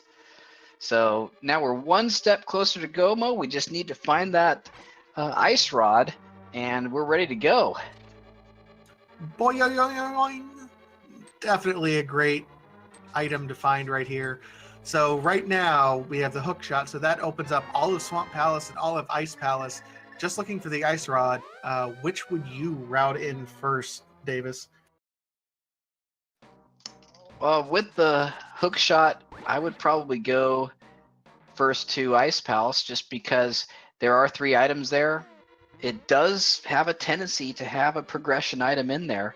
It's not the most fun palace. As a matter of fact, it's my least favorite, which, you know, is another reason to get it over with earlier. I think there are merits to going into both. You have more chances to get it out of Swamp Palace. There are 5 or 6 items in Swamp Palace entirely. But both dungeons, if you get it early, both dungeons are very, very fast in Go mode. You don't even have to search for the big key. So I think the case can be made. Either of them would be a good decision. Chat, how about you guys? What would you do? Would you do an Swamp Palace or Ice Palace, hoping for one item for Go mode?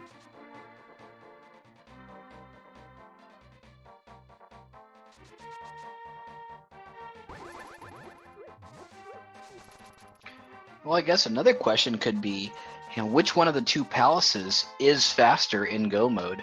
And then, of course, focusing or rather not faster in Go mode, but where the difference between Go moding it and not is greater, because that would probably determine, you know, wanting to go to the other one to look for those items.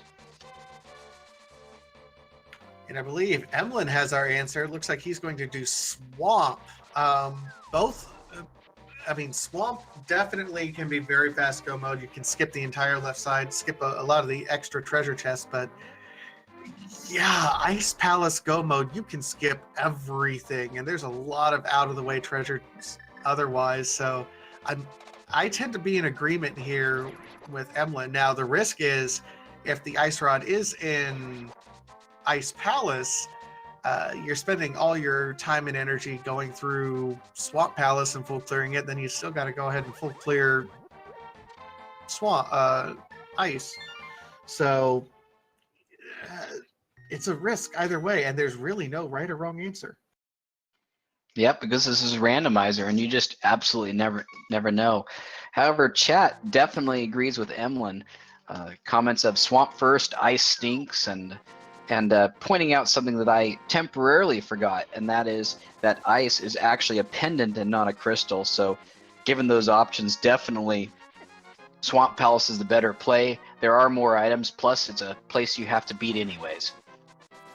You know what? I will fully admit I completely forgot that ice was still a pendant. I thought that was still something that was on our list that we had to go to. So doubly so. That eliminates all consideration. Swamp it is.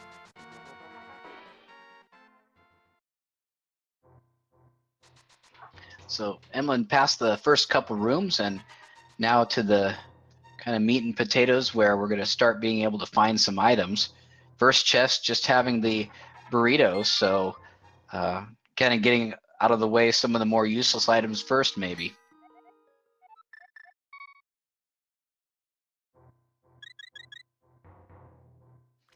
And speaking of burritos, one of the more interesting features of Randomizer is that the programmers have chosen to randomize some of the sayings in the game.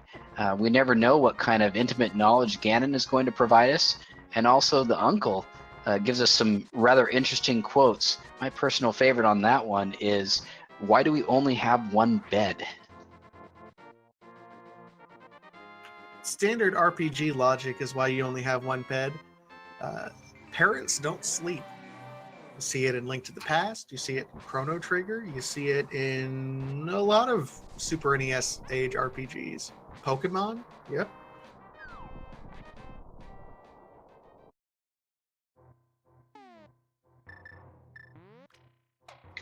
And as you're actually checking out Spike Cave, I don't think we've seen this one yet, have we? No, we haven't. So this could, I mean, if Ice Rod is here, this could be significant for Azure as well. I mean, he'll eventually get there. It's just a matter of when Emlyn would. And a big piece of love in Spike Cave. Meanwhile, Emlyn finding the 4th bottle with red goo in Swamp Palace.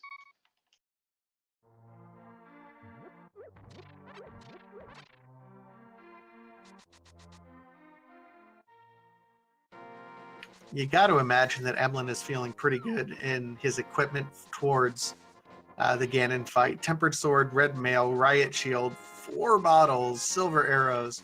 I don't know if you can reasonably ask for anything else as you're about to fight Ganon.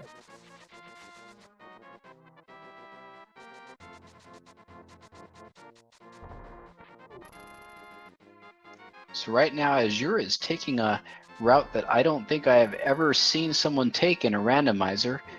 Not exactly sure. Oh, okay, he's going to check Bonk Rocks.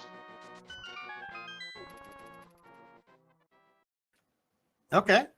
Going over here, and I think we've already checked it. Oh. Ice Rod! Oh, no, we haven't checked it. Wow.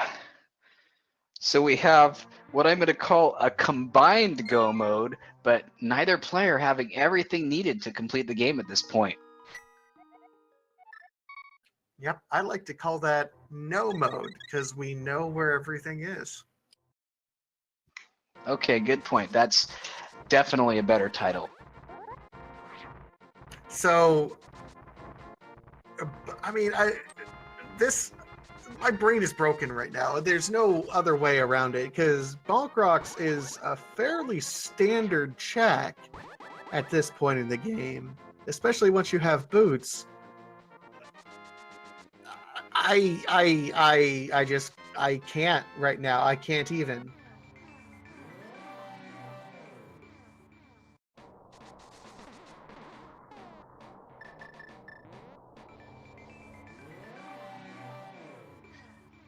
So of course, this definitely raises questions with, the way we were talking about, do we do swamp or do we do ice? If Emlyn chooses to complete this and then immediately go do ice, he's still going to be beginning that search of the overworld of where on Earth is the ice rod.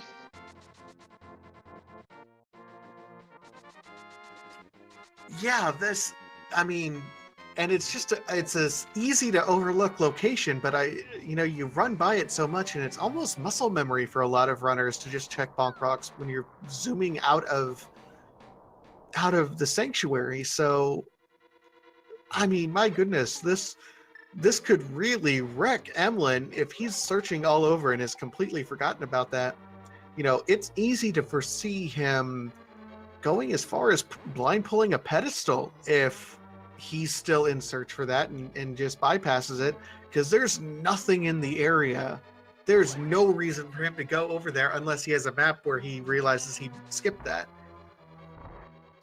Now, I can't remember what was in there, but if I remember correctly, Emlyn checked the King's Tomb, or at least I know one of them did, which means, for Emlyn, if he did check King's Tomb, would he remember to go back to the Bonk Rocks, seeing as both have the same item requirement?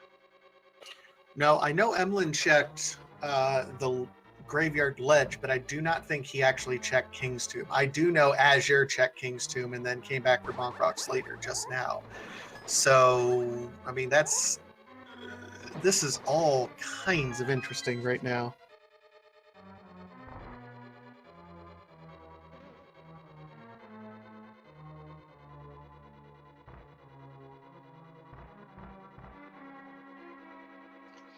And Emlyn, thanks to the hook shot and red sword, doing very nicely against the powder puffs, and looks like we're going to try to see a silver arrow strat against Argus.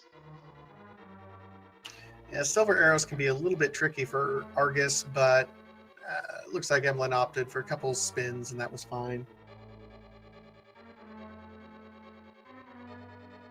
And Emlyn gets 6th crystal, and now the hunt for the ice rod begins. So the question is, where do you go next? With the old logic, definitely Ice Palace would be the play because it was so rich on items. But nowadays, you can no longer depend on that.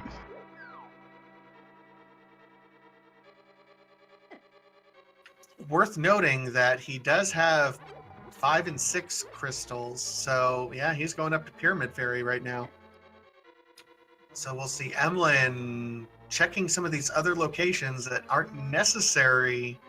My goodness, I mean, Bonk Rocks, that was not in my radar at all, because I honestly had thought that both of them had already checked it. This is, as Spock would say, fascinating.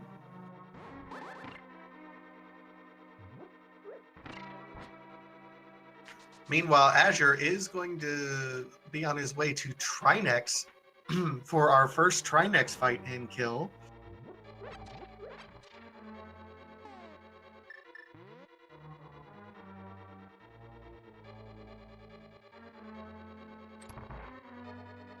And Emlyn into Pyramid Fairy. We'll see exactly what he finds. Big 20. The book! Okay, that's actually good for Emlyn. That is very good for Emlyn, because right now I'm going to go out on a limb and say he's going to go check Pedestal just in case.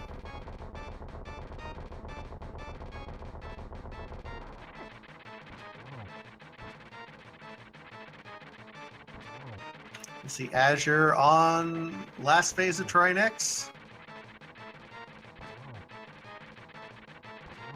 Oh, Emlyn's actually going to be checking these tablets. This will be an interesting check. It's not going to lead to anything, but it'll be an interesting check.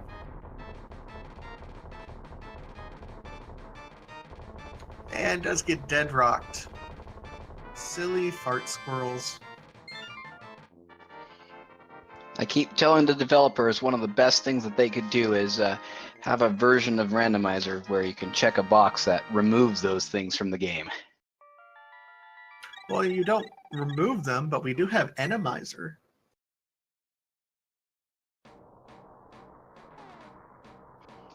Yeah, that's one mode where I actually haven't played a whole lot, actually any of it, so I'm not completely familiar with what that does. Creates chaos.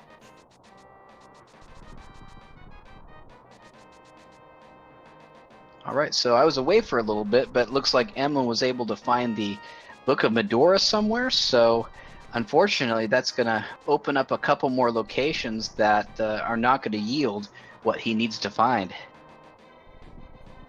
No, he did find the book in the Pyramid Fairy location, and I'm on the side that the Book of Medora is good, because that means that Emlyn theoretically will be able to check the pedestal, so he won't waste all of his time clearing out places like Eastern Palace, and once he finds his items in Ice Palace, he can leave there. He'll know the ice rod isn't there if he does the check.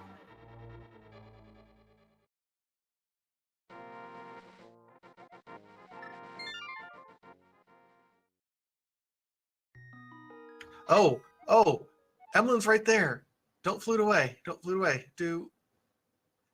Yes, Emlyn.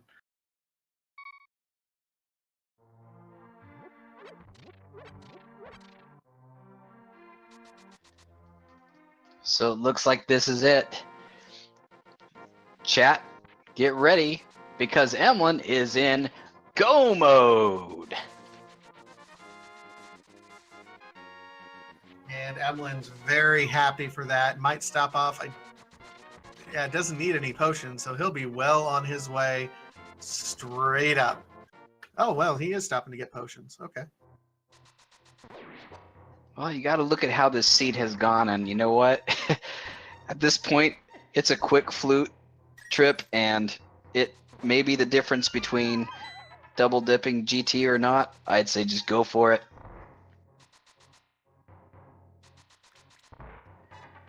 Meanwhile, it looks like poor Azure. Go ahead. No, go ahead and finish your thought. I'm sorry. I was going to say it looks like Azure is starting to second guess whether he's checked certain items, and I believe he still hasn't gone to the east side of Death Mountain, and because he has no flute or anything right now. No, he's in rough shape. I'll have to go over to his stream and see what his tracker looks like, but I'm going to venture to guess he thought he already cleared out Death Mountain and unfortunately didn't.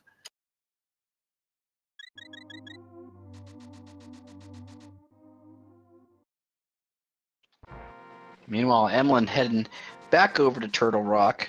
He's done absolutely everything in it, so it's just going to be a matter of dashing through it as quickly as possible and making Trinex a thing of the past.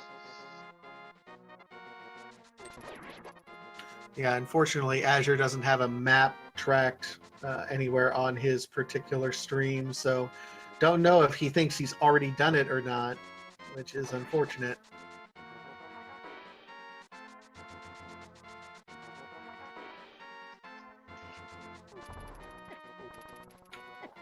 We gotta hope. I mean, that Death Mountain area is where it's all at, and think we had access to this particular location in Death Mountain. We had the mirror, we had the hammer, we had lamp, and power glove, all sub 10-15 minutes. So this item location has been available for an hour and a half for poor Azure. Now, I know it won't actually help him at this point, but I noticed that he hasn't gone back over to Desert Palace. He does have everything he needs to complete it, although he can't get over there quickly. And hopefully this map check will lead him to that, so that he at least gets another crystal. He can't actually open it right now. He needs either the book or the flute in order to mirror in from Misery Mire. Oh, that's right. So he really needs to get over there and check that Death Mountain eastern side. In particular, since the book is locked behind Desert Palace from the 5-6 crystal, that's his only way to get into Desert Palace. So he absolutely needs to get up to Death Mountain, and he's running around and just doesn't quite know where to go yet, unfortunately. Yeah, the last few locations he's checked have been duplicates, so it's clear he's just desperately checking everything and trying to figure out what he missed.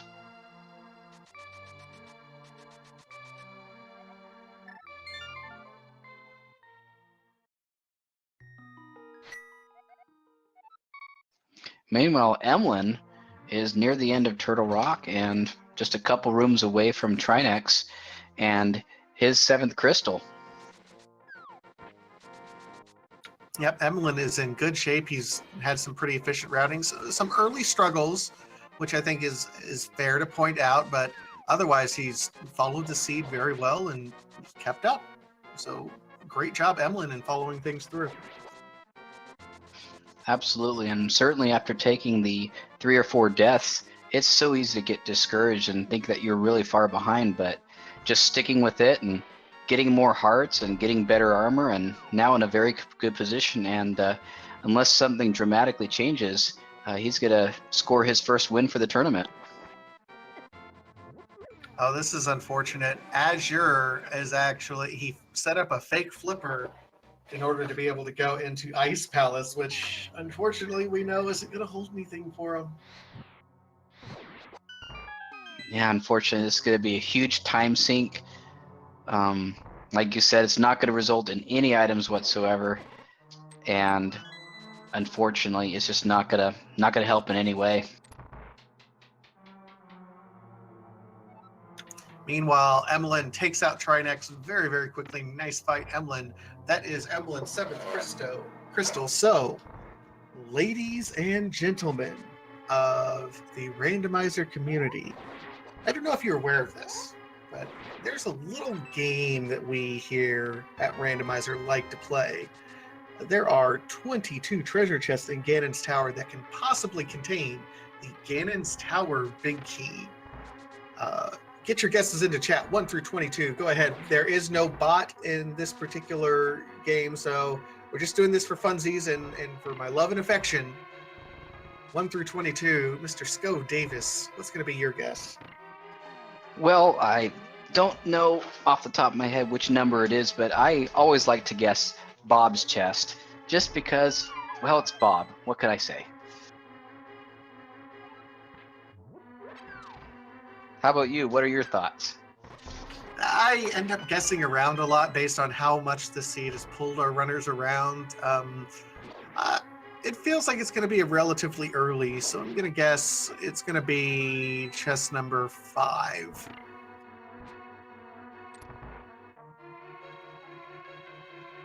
Oh, second chest for Emlyn yields the big key. Looking in chat, looks like Kevlario was the first person to enter number 2. So congratulations, you've won the Ganon's Tower Big Key game and whatever the contents of the final chest are. Congratulations. That was, I mean, that's, I said it was going to be quick because I didn't think that we had all that much trolling going on. So, yay, I just didn't get it quite well enough. Now, I want to point out something. We may have a slight problem on Emlyn's side, however. He did not find a small key. Ooh, that's right. He didn't go over. You can steal a key on the left side. Uh-oh, this could be bad for Emlyn. So, I think 2 possibilities. Number 1, he got the big key so quickly that he completely forgot. Or, with all the deaths early in the game, he might think he's really far behind, and he's making this gamble in the hopes that one of the chests upstairs is going to have that small key he needs.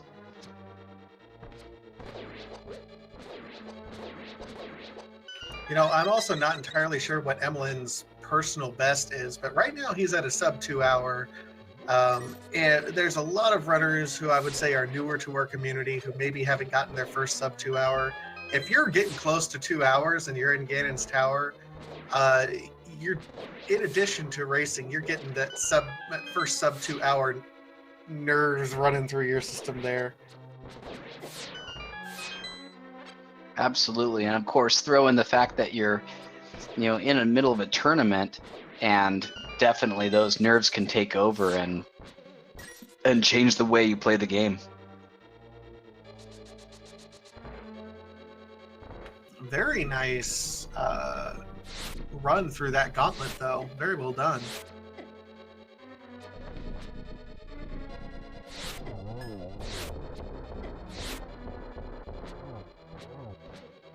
Emlyn going for the silver arrow strats on the land mullas and not quite getting the timing right. If I were Emlyn at this point in time, only 10 arrows, I'd hold off. I don't want to accidentally run out of arrows before Ganon.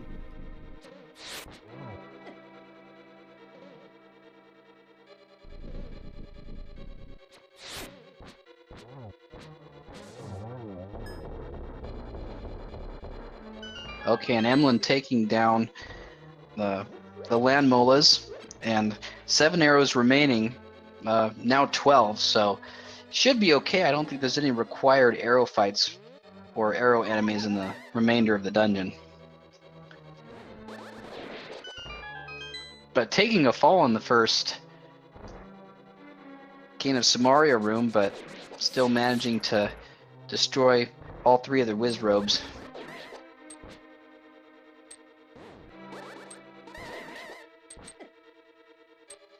And This you know, Wizrobe room is just, it's a lot more difficult than a lot of runners make it out to be. you know, I have only been able to do this room the way that speedrunners do once, and I got so excited. It is definitely, the timing is a lot more difficult than one would think, but it looks so cool when it's done. Oh yeah, you feel very proud the first few times you get it. Absolutely.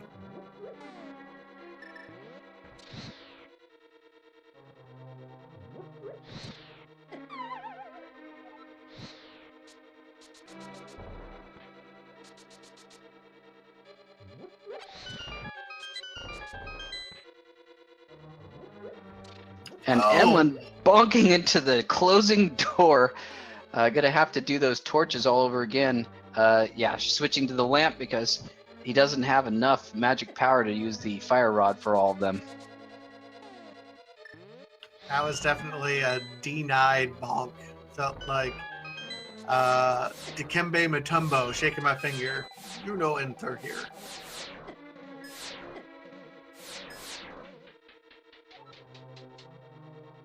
Was that too obscure of a reference? I wonder.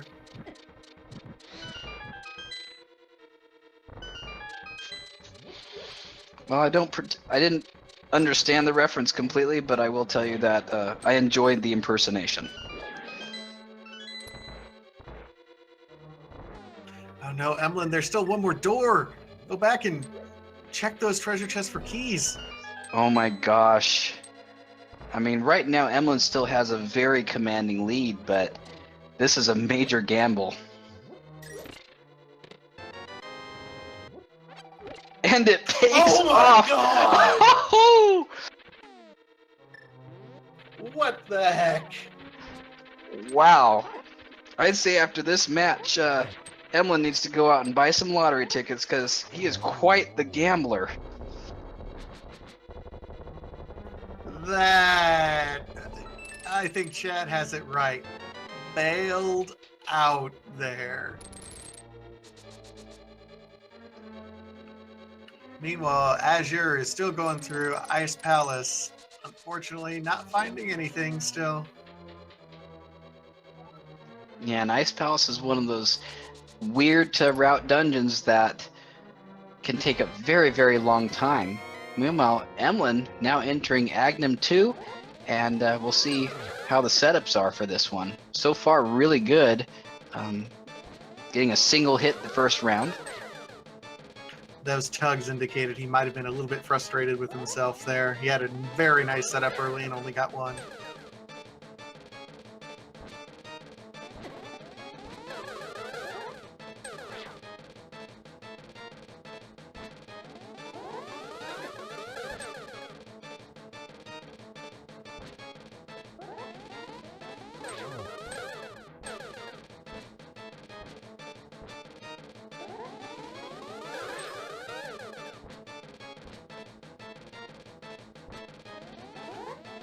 Holding with bated breath, waiting for it. Here's the problem, you don't get a health refill after this Aghanim fight, so he may have to, go into another potion. And that's okay. I think he still has another potion after this. And I've been counting, I believe just one more hit. Oh, and a very, very nice diagonal slash, and Agnum 2 falls, and it's time to head over to the Ganon fight. Oh man, oh, Azure trying to farm up magic, gets a lucky full magic pot, so he's going to be able to do his cold stare fight right now.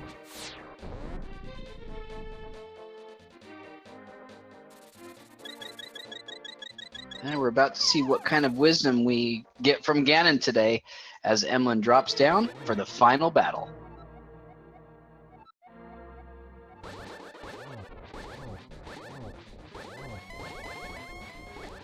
and I have no idea what that one references. I think it's David Bowie lyrics. I'm not entirely sure.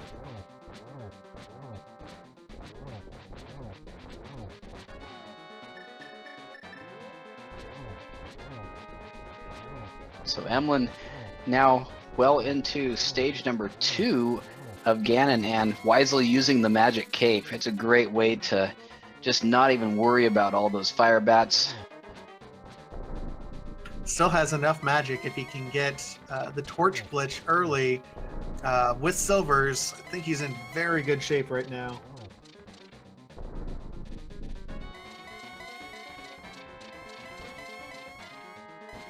So Azure still wandering around, doesn't quite know what's going on yet. And Ganon asking if we found the arrows in the light world. Why, yes, thank you very much. We did.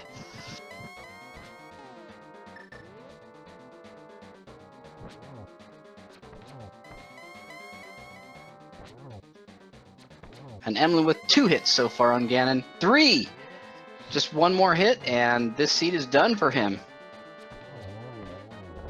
And there's Azure not getting anything from Sahasrara. And Emlyn with the finish.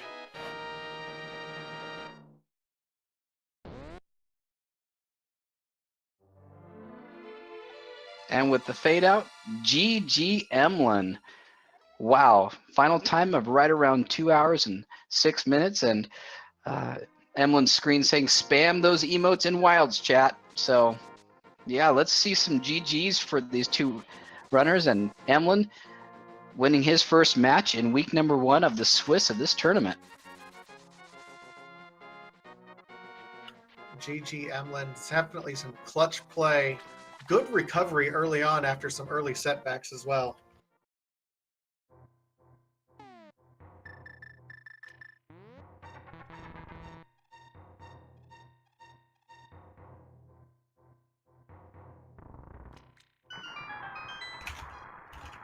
And joining us right now is Emlyn. GG on the win.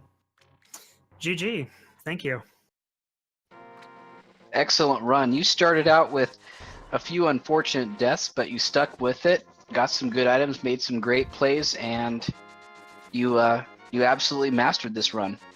Oh my god, I don't want to ever think about the first 25 minutes of this run ever again. Yeah, the beginning was definitely a train wreck. And around an hour 05 or so, when I was still sitting on needing hookshot, boots, and ice rod, I thought, well, I am so dead. But I guess it worked out. I was going to ask, what how behind did you feel that you were during the seed? Well, I figured if my opponent was quite a bit better than me, I was at least 20 minutes behind. And then I also figured if they had skipped Catfish, though, it was actually probably only going to be like 10 minutes behind. There was really no point I thought I was ahead until I entered Ganon's Tower, and it's like, they're still not done. I guess I got a shot at this.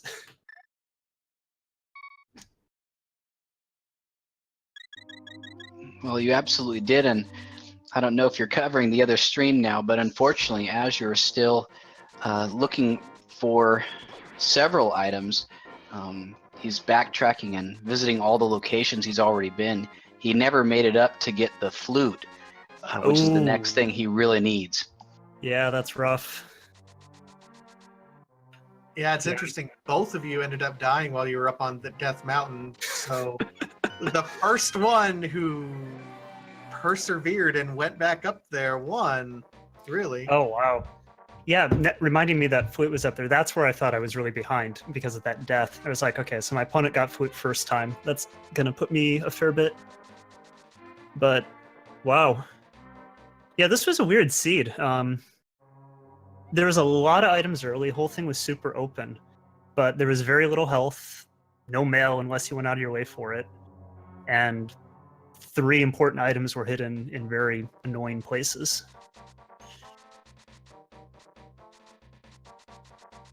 So I got to ask, you ended up doing a pretty traditional routing, but you had Dark World access before you were even done with escape, did you consider rerouting and trying to get some other things out of the way there? A little bit.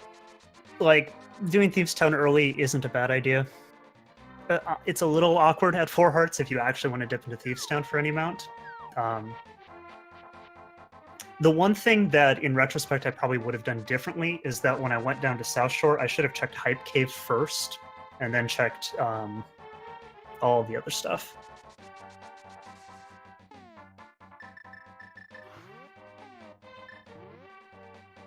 Yeah, here in commentary, we were definitely absolutely shocked by how many items were given in the early part of the game. But, you know, like a lot of seeds, you know, it seems like there's always that one point where it just dries up. And now it's like, okay, what do I do now? Where do I go for that next absolutely key item? Yeah, looking at my tracker, I think there was only 3 overworld locations that I didn't check that I had access to by the end of that seed. No, 4. I forgot about fake powder. Yeah, Vitesia noticed that you checked the mushroom location, then saved and quit, so to leave yourself open to doing fake powder if necessary. Yeah, I did right there at the end. I was like, okay, I wanted to do it when I was going to, or right after I did a save and quit. But I wasn't planning on doing it hopefully too soon. I was going to do it though if I had to go into Ice Palace. If that was my only other option, I was going to do that first.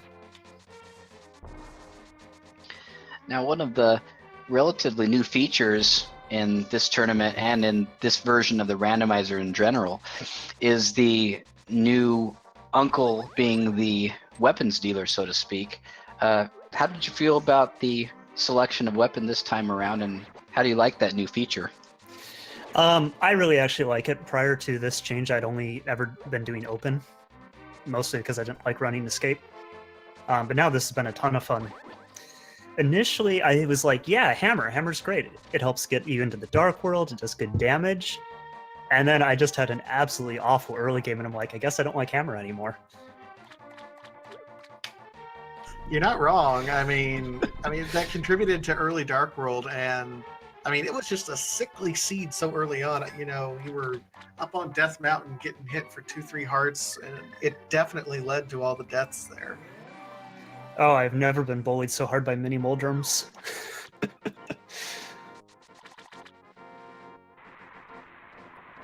Yeah, something kind of interesting just happened. Azure just rechecked the catfish. I didn't realize he throws a fireball at you if you check him a second time. Oh, does he? That's funny. Yep. So your go mode item was, of course, Ice Rod, which has kind of a reputation in Randomizer. I mean, it obviously could have been anywhere in the world, including on the pedestal. How worried were you that you'd have to go back and clear all those other pendant dungeons for pedestal? I was honestly a lot more worried that it was just going to be an Ice Palace, mostly just due to the probability. But yeah, if it had been a pedestal, oh my goodness, this would have been a 230 run or something like that. With the way I routed it, that would have been a nightmare. Now, Azure actually has completed all 3 pedestal dungeons, or not pedestal, but pendant dungeons.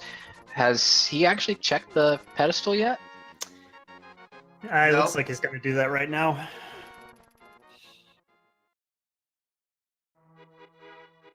Yeah, this is a little bit torturous because we know, because you can get up there. I mean, by logic, to get up there, I mean, we got lamp, we got mirror, we got hammer, we had power glove, we had effectively access to where he needs to go at like the 10 to 15 minute mark, and yeah. Yeah, I think unfortunately that death just, you know, he remembers going there, probably doesn't remember the fact that he didn't actually complete it. Yeah, that's a really easy thing to do. Like, I mean, if you noticed, I bailed and went elsewhere for a little bit. And just $20 on the pedestal pull, so. Yeah, that's rough. I will say the one thing in the seat's favor, at the very least, while it started sickly, the safeties ended up coming through really nicely later on. So like, I wasn't worried at all about Ganon's Tower, where in practice I've definitely struggled there sometimes. And I was really worried if I was going to have to do something like Master Sword only Ganon.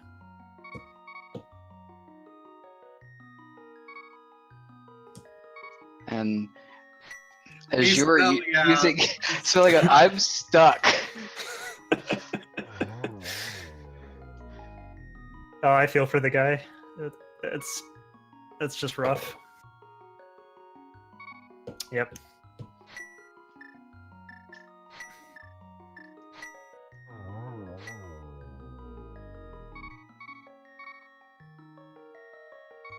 Yep, and it does look like he forfeits, unfortunately. Let's see if we can get him in. Another thing we wanted to really quickly bring up to you, Emlyn, was the fact that you actually went up the center of Ganon's Tower without any small keys. Was that a gamble that you chose to make, or was that an oversight? Oh God, No, that was not planned. I was And just then like, you big bypassed. key. Sorry, go ahead. No, and then you bypassed the 2 treasure chests in the mini Helmasaur room. We're like, what is he doing? Oh God, yeah. I was just like, okay. Once again, I'm still in the mindset I'm super far behind, so it's like, big key, go. And I knew I needed a key to get out of the room with the Helmasaurs. I completely forgot you needed a key in the room after the bomb. And of course, this is definitely one case where the randomizer definitely provided you with some luck, as you're actually going to fight Agnim now. Okay, then. Wow, I can't believe I completely forgot about keys. That would have been the funniest thing. I get to that door, and it's just, just like bonk, bonk, bonk. Just like, nope, and yeah. I mean, it's all right. We noticed also, I think it was you who started going into, when you were going through Turtle Rock, and you completely skipped the vanilla big key chest and like that entire section, and then halfway through you were like, oh wait, and then you backtrack. Yeah, that was me. That's an unfortunate side effect of the fact when I started playing Rando, I mostly played Key Sanity, and I still have a really bad habit of always wanting to skip that chest, because it's usually skippable in Key Sanity.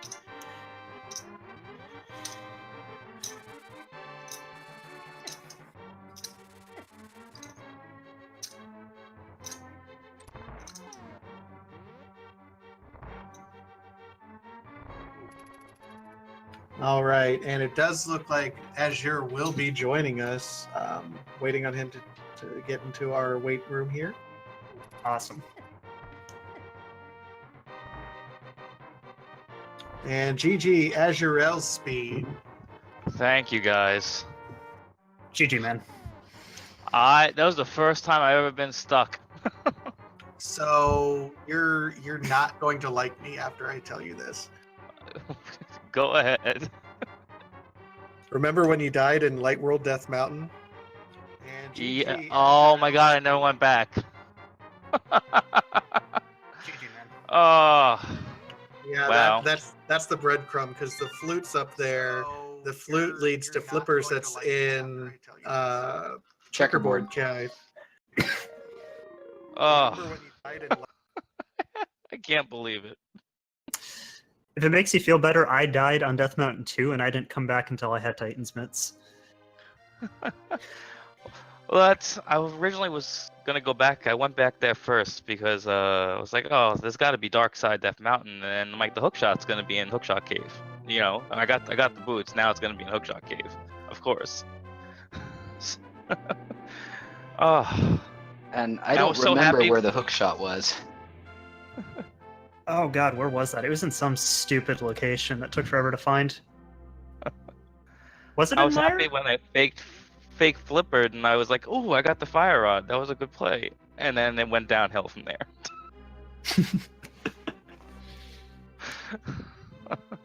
GG Yeah. though. great. Good job.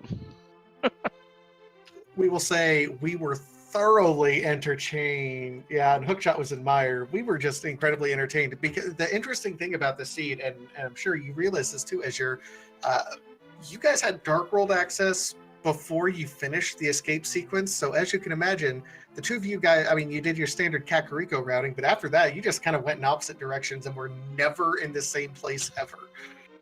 Yeah, it was very interesting at first. I was like, wow, I can't believe we have Dark World access. But I'm like, I'm just gonna continue my normal route and go back from there and see where it leads me.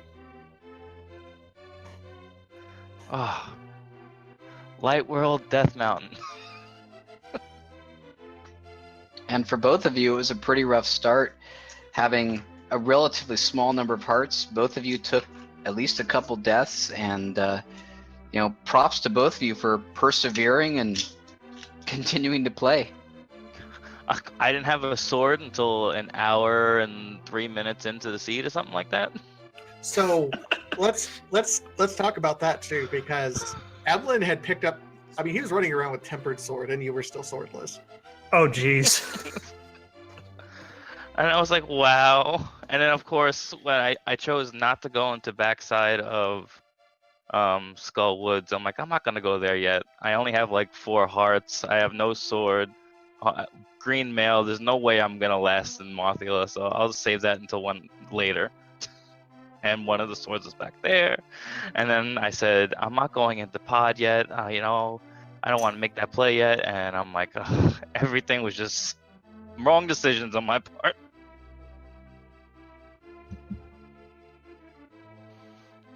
Oh, well, what a seed. Yeah, I'm actually surprised it's still loaded up on your computer and you haven't like deleted it and burned the folder yet.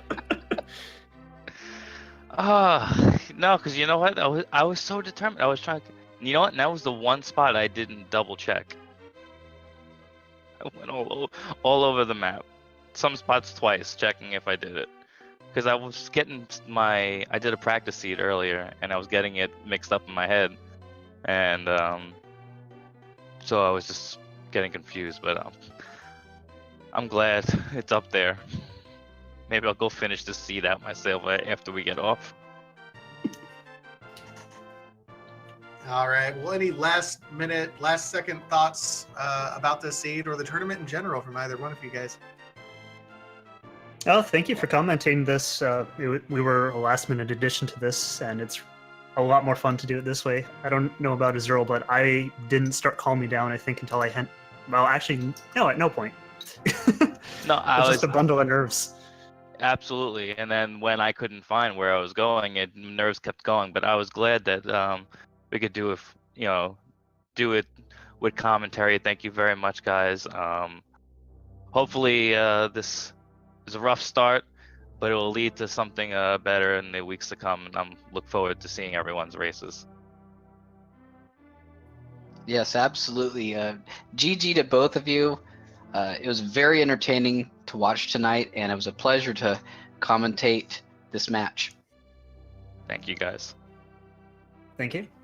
All right, GG once again. Emlyn, our winner. Azurellespeed, our runner-up in this race. If you guys like what you saw from these runners, go ahead and give them a follow here on Twitch. It's the easiest way to support our runners.